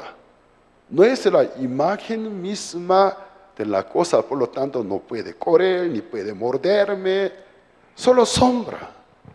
La ley ha sido la sombra de los bienes venideros. A través de la ley conocemos el pecado. A través de la ley conocemos el libro de Levítico, cómo se ofrece una ofrenda para recibir el perdón de pecados. ¿Para qué? Cuando vengan los bienes venideros, rápido pudieran adivinar. Ay, entonces, millones ofrendas sacrificadas, pobres animales, tienen sombra de Jesucristo. Está hablando de un solo Cordero, Jesús. La sangre pintada sobre 4 cuernos del altar. Su sangre es el pintado en nuestra conciencia.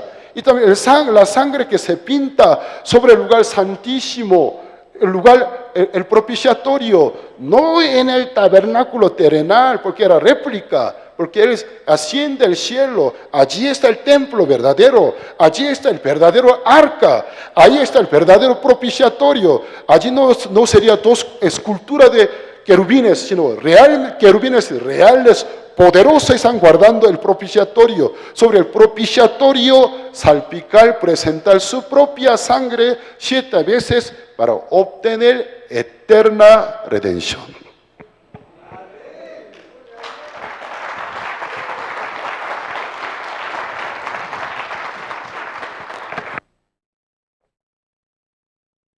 Maravilloso. Sin duda, el Cordero de Dios es Jesucristo. Pero el tiempo de Jesucristo, Dios tuvo que enviar a alguien que prepare el camino del Cordero de Dios. Jesucristo, para poder ser llamado el Cordero de Dios, que quita el pecado del mundo.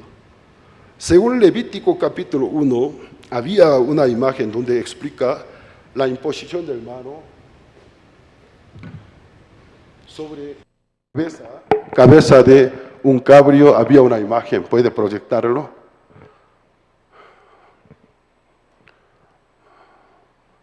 Había, donde cuando yo explicaba la imposición, esto no, imagen,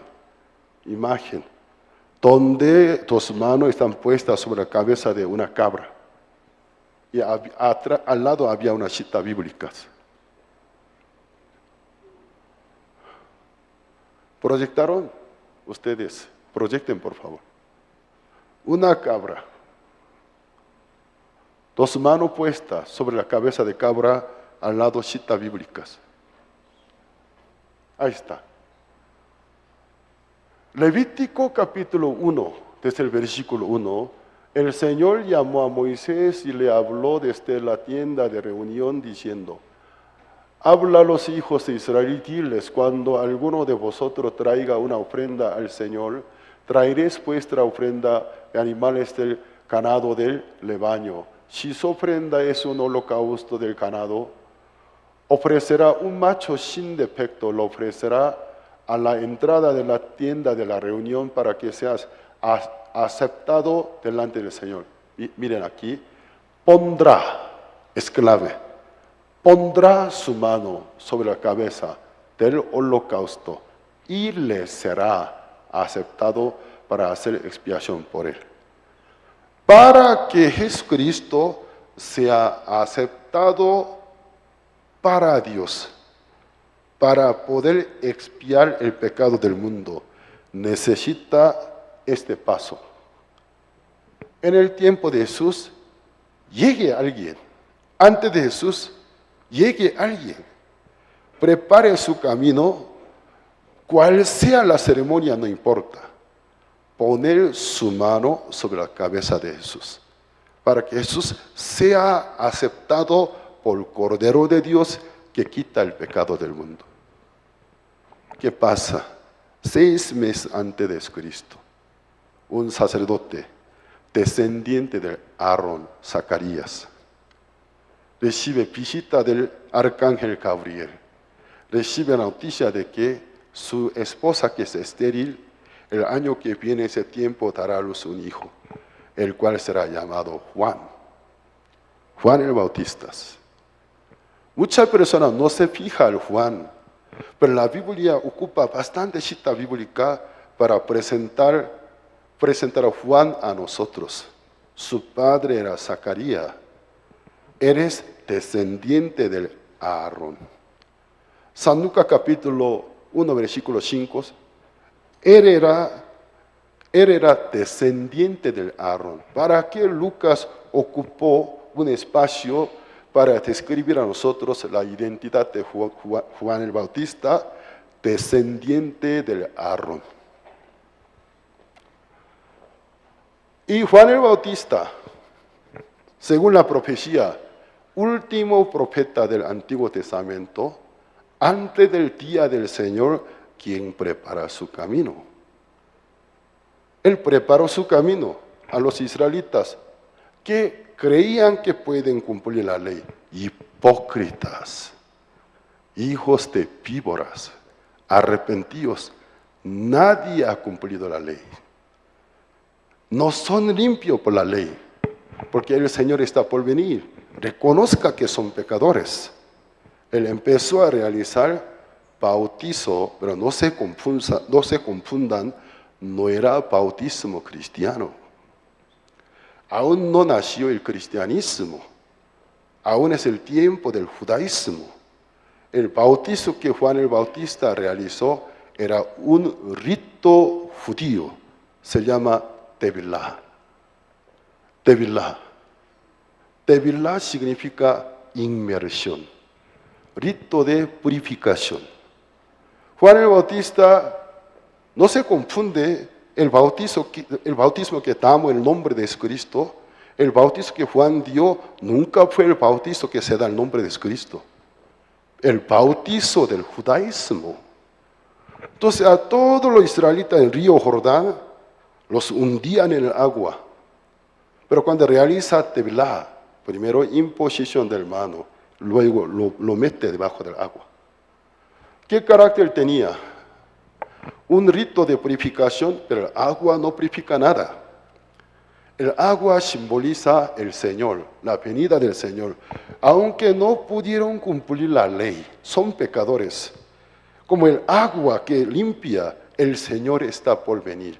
Cuando el Señor venga, os limpiará. A todo el mundo bautizo. Los que recibieron bautismo, Juan el Bautista, reconocieron en el primer lugar, no cumplieron la ley. No pudieron ser justos por la ley. Viene el Señor les salvará. Y luego es un bautizo, una tevilá. Es una tevilá mesiánica. Los mesiánicos copian tradición israelitas. Así es. Hay un video siguiente. No. De tevilá. Hay video atrás. Puede ver el acto del bautizo mesiánico. Pero así era tevilá.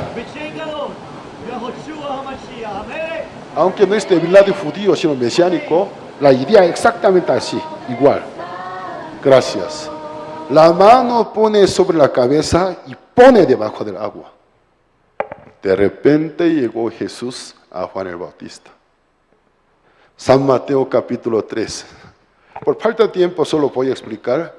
Cuando Jesús vino a Jesús, le pidió que a él le bautizara. Juan se le opuso. No. Yo necesito ser bautizado, o sea, sumergido en el agua por ti. ¿Y tú vienes a mí? Jesús que le dice una palabra de clave. Deja ahora.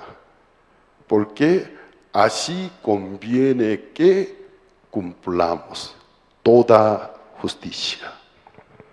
Jesucristo, una palabra de clave, no Juan. Deja ahora. Yo tanto he esperado este momento. 30 años, 33 años, 30 años esperado para este momento. Que tú apareciera, me encontrara contigo. Deja ahora. Porque así conviene que cumplamos toda justicia. Si tú me dejas, se cumple toda justicia. Juan la entendió. Puso su mano. Hay otro video. Aunque una escena de película. Vamos a ver. Juan, ¿cómo bautiza a Jesús? En mi diapositiva hay película, una parte de película. Fíjense. Es puesto Juan el Bautista. Entonces y Jesús. Aparece Jesús, que viene de Galilea al Jordán para ser bautizado por Juan. Pero Juan trató de impedírselo diciendo: ¿Y tú vienes a mí? Jesús le respondió: Déjame ahora, pues conviene que así cumplamos toda justicia.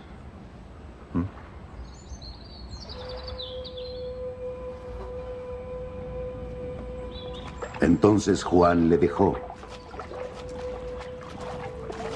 Me costó trabajo para buscar este video, porque mucha película mal interpreta la tevilá. Salpica agua como estilo católico, no es. imposición de mano, sumergirlo por completos.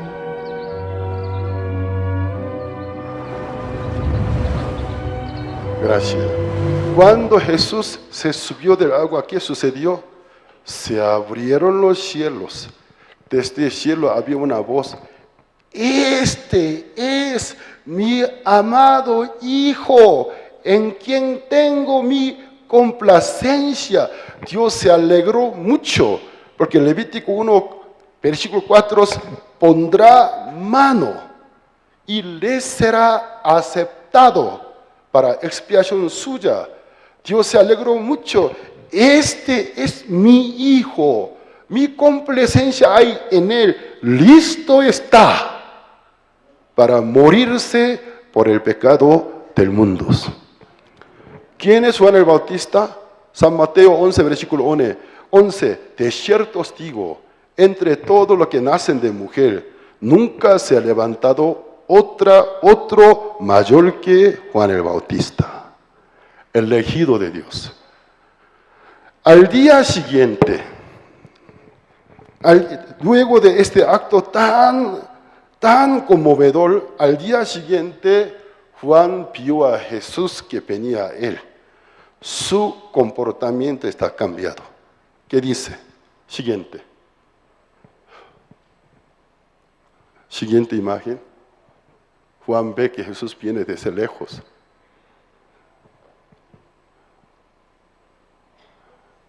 La cita San Juan 1, versículo 29 sale. Ahí está una imagen.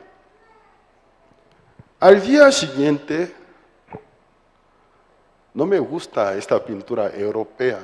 Interpreto las cosas estilo europeos, pero vamos a verlos. El siguiente día vio Juan a Jesús que venía a él. Siguiente día, luego que la tevila que sucedió, dijo: he aquí el Cordero de Dios que quita el pecado del mundo. Al día siguiente, Juan el Bautista, cuando vio a Jesús, lo llamó el Cordero de Dios que quita el pecado del mundo. Este testimonio era testimonio del sumo sacerdote en el día Yom Kippur, viendo el macho cabrío, daba ese testimonio. He aquí el macho cabrío que lleva todas las rebeliones, todos los pecados del pueblo. Era ese testimonio. Juan lo repitió, pero según su estilo. He aquí el Cordero de Dios que quita el pecado del mundo. Un hombre destinado se lleva el macho cabrío para sacer. Jesús en la subida al Calvario se cayó, no pudo caminar más. Había un hombre destinado. Llevó la cruz, llevó Jesús ¿a dónde? El lugar de la muerte, equivalente del valle del abismo, a la cruz. A la cruz. Jesús fue colgado en la cruz. Ya en el cuerpo de Jesús, ¿cuántos pecados estaba cargado? ¿Cuántos pecados Dios cargó en el cuerpo de Jesucristo? Isaías 53, versículo 6. Todos nosotros nos descarriamos como oveja. Cada cual se apartó por lo suyo propio. Mas Jehová en él cargó el pecado de todos nosotros, dice. ¿Cuánto pecado Dios cargó en el cuerpo de Jesucristo? Todos los pecados. El pecado del mundo. El mundo nuestro es así. A partir de Adán, hasta el último hijo de Adán se muera. Jesús, para nosotros, aproximadamente hace 2000 años murió. Nosotros estamos presentes. Pero ¿cuánto pecado Dios cargó en el cuerpo de Jesús? Todo el mundo. El pecado del mundo en su cuerpo. ¿Se acuerda de vaca lazana, no? Todos los pecados. ¿Cuál fue la última palabra de Jesús en la cruz? Consumado es. Yo tomé una parte de película Pasión de Jesús, Jesús colgado de la cruz. ¿Puede proyectarlo, por favor?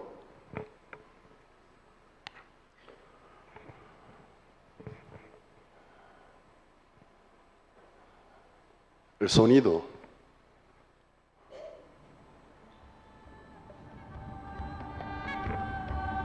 Sangre chorea. Está agonizando Jesús. Fijamente ve al cielo. Dios no puede ver a su hijo que muere. Manda nubes negras espesas, relámpago y trueno. Llega el momento. ¡Padre!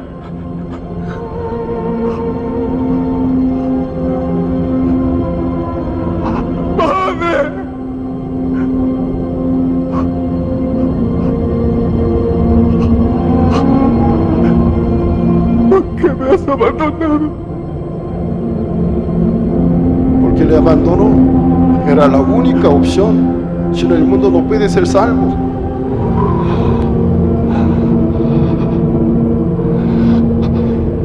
Consumado es. Consumado es.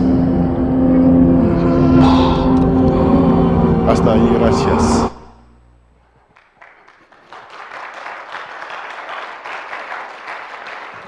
¿Qué habrá consumado? ¿Qué habrá consumado?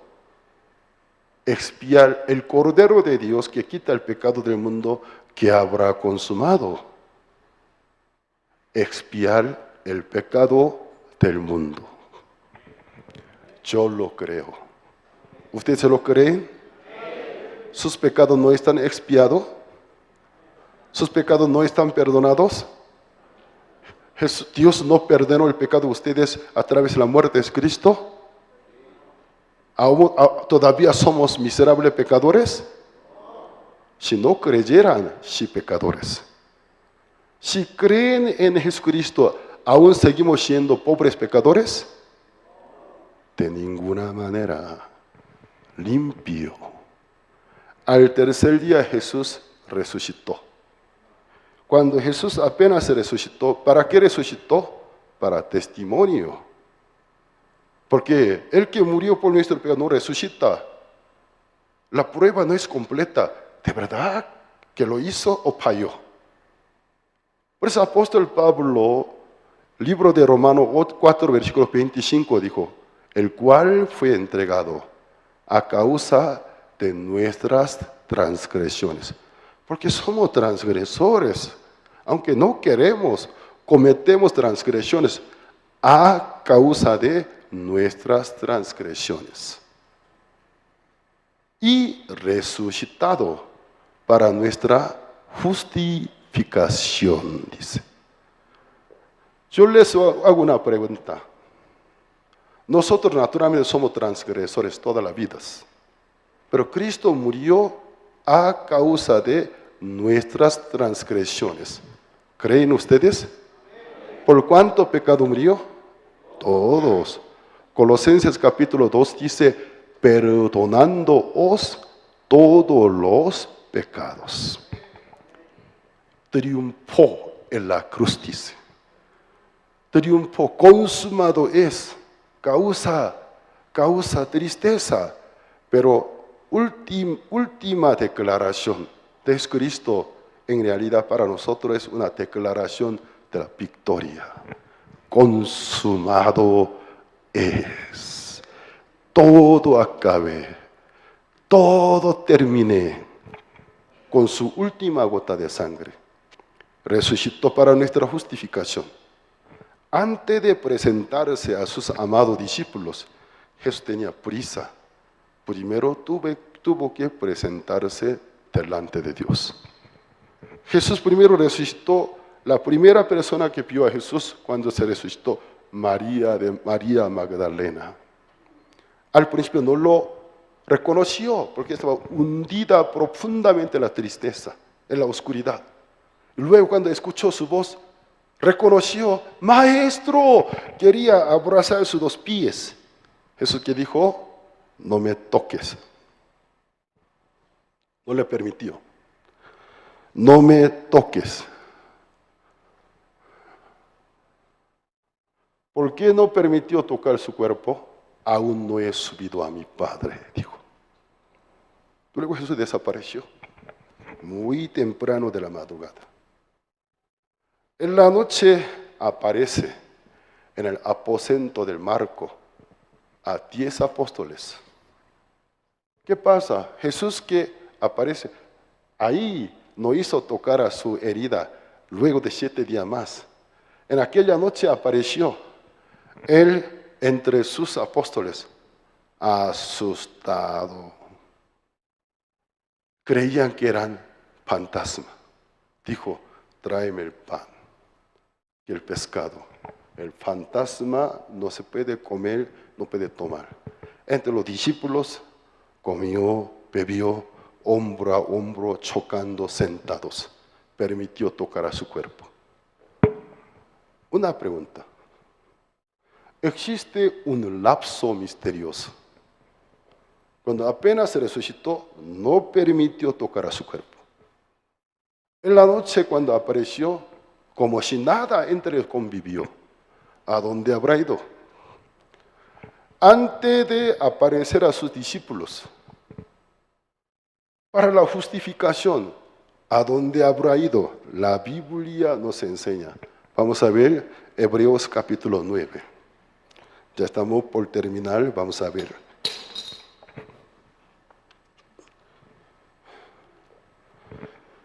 Hebreos capítulo 9.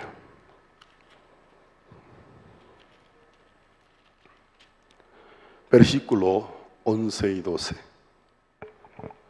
Pero estando ya presente Cristo, sumo sacerdote de los bienes venideros, por el más amplio y más perfecto tabernáculo, no hecho de manos, es decir, no es esta creación. Aquí capítulo 9, del versículo 1 al 10, dispuso bien el diseño, disposición del tabernáculo de Moisés. Y versículo 11 cambia del tema, cambia el corriente, pero estando ya presente Cristo. Hasta ahora hemos hablado del tiempo pasado, hemos hablado del tabernáculo del tiempo pasado, pero estando ya presente Cristo, sumo sacerdote de los bienes venideros, por el más amplio y más perfecto tabernáculo, no hecho de manos, es decir, no de esta creación. Cristo entró al templo celestial no hecho de manos, no de esta creación. Versículo 12, leamos juntos, porque es muy importante, a la cuenta de 3, a la 1 y 2, 3. Y no por sangre de machos cabríos, ni de becerros, sino por su propia sangre, entró una vez para siempre en el lugar santísimo, habiendo obtenido eterna redención. Gloria a Dios. Gloria a Dios. El mundo no sabe. Jesús cuando resucitó, ¿a dónde haya ido? Al templo no hecho de mano, no de esta creación. ¿Se acuerdan? Dios abrió los cielos a Moisés, mostró el modelo del cielo, él hizo una réplica. No al templo de Jerusalén, porque es una réplica. Al templo no hecho de mano, no de esta creación. En su mano, ¿con qué sangre? Entre toda la sangre del macho cabrío becerro era superior de todos, pero no por sangre del machos cabríos, porque puede quitar durante 1 año del pecado de una nación. Pero Cristo quiso quitar todos los pecados de la humanidad. La sangre del macho cabrío no se vale. No por sangre de macho cabríos, ni de becerros. Becerro para el sacerdote, vaca la sana, ni siquiera con becerros, sino por su propia sangre. La sangre de Cristo se mantiene por siempre fresca, no se seca, no se evapora, está en el cielo. La sangre de Cristo habla mejor que la sangre del Abel. la sangre de Abel derramada, reclamaba, Padre, mi hermano me mató. Dios escuchó reclamo de la sangre de Abel. Pero la sangre del Cristo habla mejor que la sangre de Abel. ¿Qué reclamaría? Padre, yo fui derramada, los limpié, limpios son, santificado. Está reclamándose. Sino por su propia sangre. ¿Cuántas veces entró? Entró una vez. ¿Por qué una vez? No se necesita más veces. Una vez. ¿Para cuánto tiempo? Para siempre. En el lugar santísimo, habiendo obtenido eterna redención. ¿Qué clase de redención obtuvo? Ante eternidad, mi mundo, 70, 80 años, no está incluidos. Ante eternidad, mi vida, 70, 80 años, todo se absorbe. Habiendo obtenido eterna redención. ¿Lo creen ustedes? ¿Son pecadores? Son justificados. Llamado por Dios mediante la fe, mis justos. ¿Son justos? No se confundan justo por las obras de la ley, no hay en día uno. Justos por la obra redentora del Cristo. ¿Hasta cuánto tiempo sería justificado? Eternamente. ¿Acaso la sangre de Cristo sería menos que la sangre de la vaca alazana? Hasta la vaca alazana, sabiendo que en el futuro iba a fallar, estaba lista. Hasta la ceniza de pecera purificaba error, defecto del futuro. Cuánto mayor la sangre del Cristo. ¿Cómo no puede santificar a nuestra conciencia? ¿Cómo no puede limpiarlo? ¿Cómo no nos puede hacer servir a Dios vivo una conciencia limpia en el nombre de Cristo? Pastores, he llegado a la parte final, aunque he brincado muchos muebles del tabernáculo. Entonces, ¿cuál sería el pecado imperdonable? ¿Cuál sería el pecado imperdonable? Ni Jesús puede perdonar. ¿Cuál sería? Homicidio, adulterio. No podría perdonar. Si el homicidio fuera pecado imperdonable, ¿qué pasa con un malhechor homicida? Entró a la vida eterna. Saúl era homicida, porque por su culpa muchos cristianos murieron. ¿Cuál sería el pecado imperdonable? La apostasía. Estando conscientes, al escuchar, hasta le gustó, le pareció bien, le gustó, luego rechaza, no acepta, no. La sangre derramada del Cristo, que para santificarte fue derramada, pisotear, tomarla por sangre inmunda, insuficiente, sigo siendo pecador. Para él solo horrenda y juicio, el fuego del lago eterno está preparado. Ahora los que se van a la perdición, nadie se van por algunos pecados que ellos cometen, creen que por sus pecados que cometen se van, sino por la blasfemia, por la apostasía, por rechazar la obra redentora del Cristo, se pierde. Entonces, para finalizar, para poder saber que han tomado bien esta capacitación, hago una pregunta. ¿Aún somos pobres pecadores? ¿Miserables pecadores? ¿O limpio por la sangre de Cristo? Yo me considero, creo, limpio. ¿Cuál es mi argumento? La Santa Biblia. limpio, soy justificado, santificado, redimido por la sangre de Jesús. Mi resto de vida no será dirigido por la ley de Moisés, sino por el Espíritu Santo, por el Consolador, cada día encomendando mi ser en mano del Señor para que el Espíritu Santo me dirija.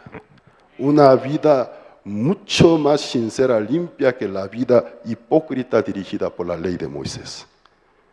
Nuestra vida dirige. Todos los que creen, la sangre de Cristo me limpió, soy limpio, soy justificado. Levante la mano derecha para glorificar al Señor.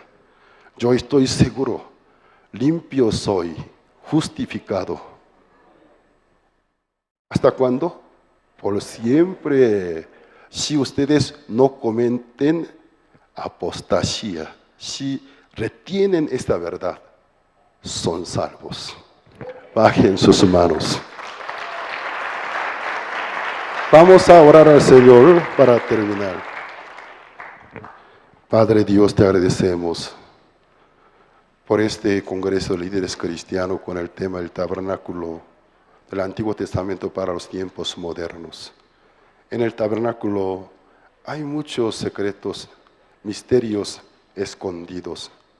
Padre, antiguamente tu mano tan cariñosa nos trató como una madre, como un padre tratará a su hijo. Desde la ofrenda personal, la ofrenda del día de expiación, la vaca alazana, desde el animal que fue sacrificado por Adán y Eva, también la Pascua, el Cordero de Pascua, todos los animales expiatorios se apuntan a un solo Cordero, que es nuestro Señor Jesucristo. Una sola vez murió, entró al lugar santísimo, en el propiciatorio del arca del pacto celestial, salpicó la sangre eficaz. De esta manera, habiendo obtenido eterna redención, nos concediste libertad, nos permitiste la salvación. Padre, te agradecemos. Bendice a tus hijos en La Paz, en Bolivia, para que desde el púlpito pueda aclarar, pueda transmitir la verdad de Dios más limpia, más pura que agua cristalina.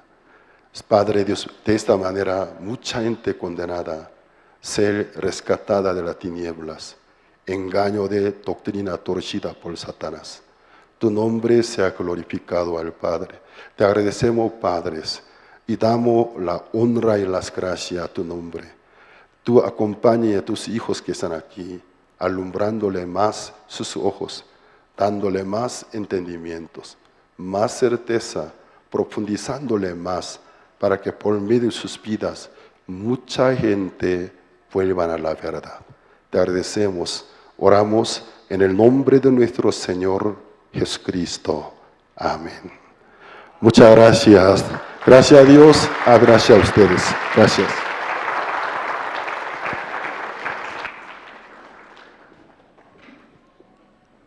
Sí, muchas gracias, pastor, y también muy agradecido con nuestro Dios por este Congreso de Líderes y Congreso de Pastores y Líderes que nos permitió, y vamos a seguir orando, ¿no?, para que haya más congresos. Amén.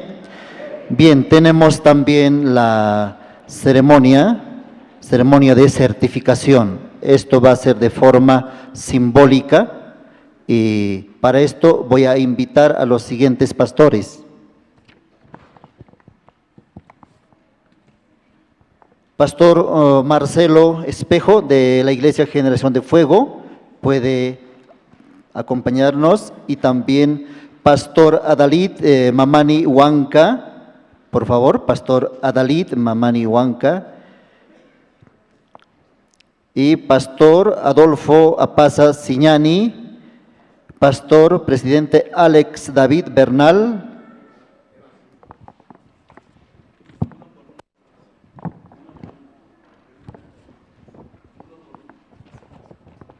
Bien, hacemos el acto de entrega al pastor Marcelo Espejo con el siguiente contenido: Congreso de Líderes Cristianos, el Tabernáculo del Antiguo Testamento para los tiempos modernos. Certificado de participación al pastor Marcelo Espejo, quien entrega el pastor doctor Pablo Sin, pastor dirigente de Misión Buenas Nuevas en México, Centroamérica y Caribe.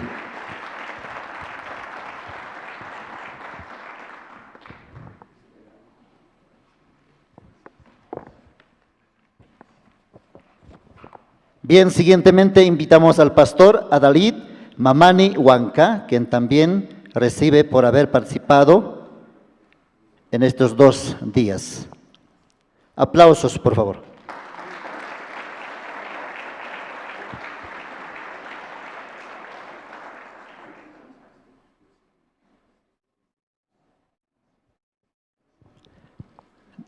Siguientemente, al pastor Adolfo Apaza Siñani,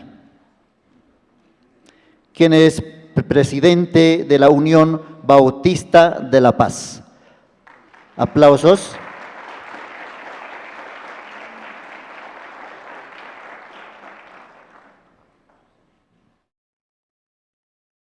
Siguientemente, pastor Alex David Bernal.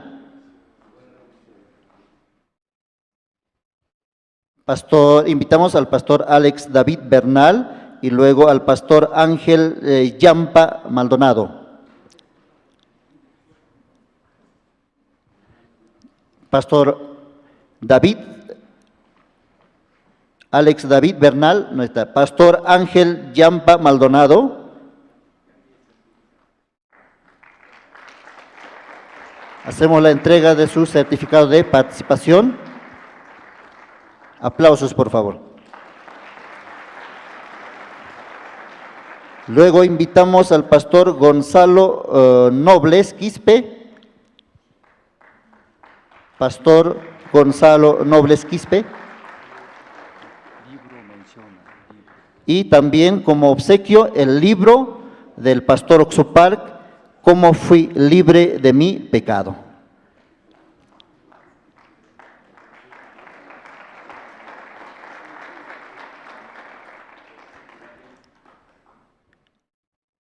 Bien, siguientemente hacemos la entrega al pastor Gonzalo Nobles Quispe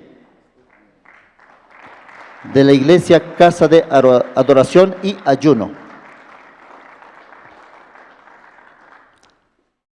Y también su obsequio, el libro del pastor Oxopark, Cómo fui libre de mi pecado.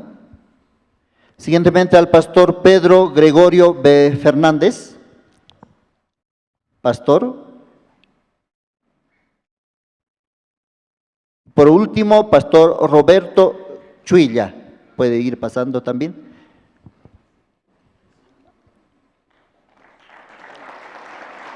Aplausos, por favor. Hacemos la entrega de certificado al pastor Pedro Gregorio Fernández. Y como obsequio el libro del pastor Oxopark, Cómo fui libre de mi pecado.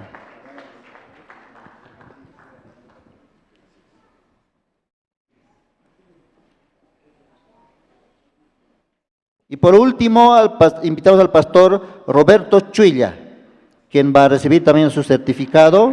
Hace la entrega pastor Pablo Sin.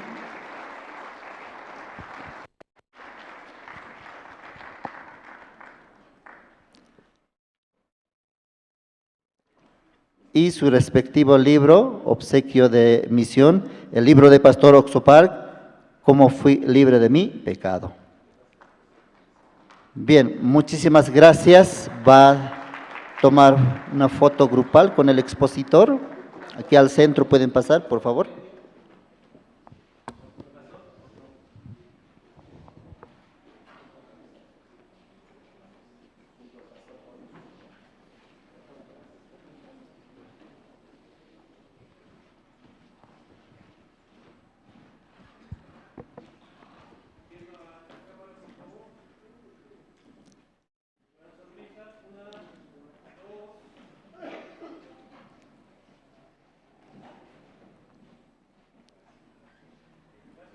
Sí, muchas gracias.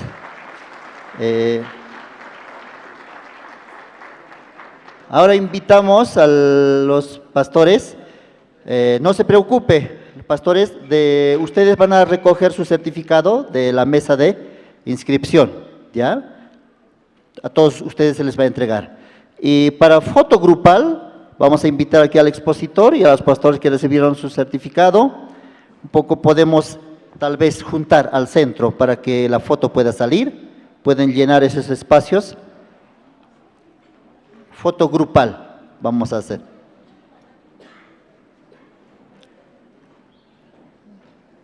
No toda, ahí, lo más que pueda al centro, de ese costado también.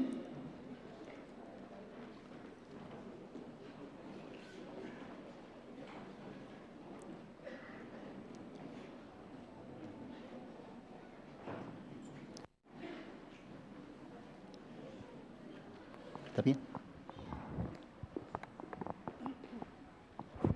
Sí, pastores, hermanos, todos los que están en la parte de atrás, tomen una silla, por favor, que todos se vean sentados para que la foto salga bien, incluyendo el staff, todos los de staff también que pueden sentarse, háganlo, por favor. Sí, y de ser posible en la parte central. Todos, por favor, tomen asiento. Vamos a tomar la fotografía.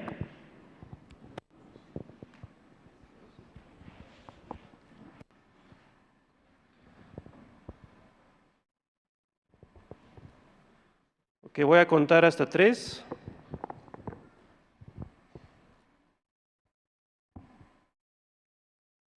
Una, 2, 3. Una más. 1, 2, 3. Sí, muchas gracias.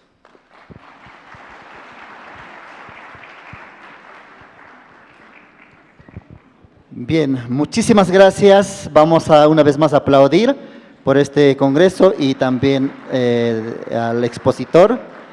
Bien, tenemos también anuncio. Congreso de Líderes Cristianos se terminó hoy, pero tenemos en la noche gran seminario bíblico en este mismo lugar, en este escenario, gran seminario bíblico. Todos ustedes también están invitados en la noche, esta noche y mañana más. Y también como Dios también ha trabajado, al final, al salir están los alfolís, podemos también depositar nuestra ofrenda de agradecimiento para este evangelio, amados pastores. Amén. Muchas gracias. Nos vemos en la noche.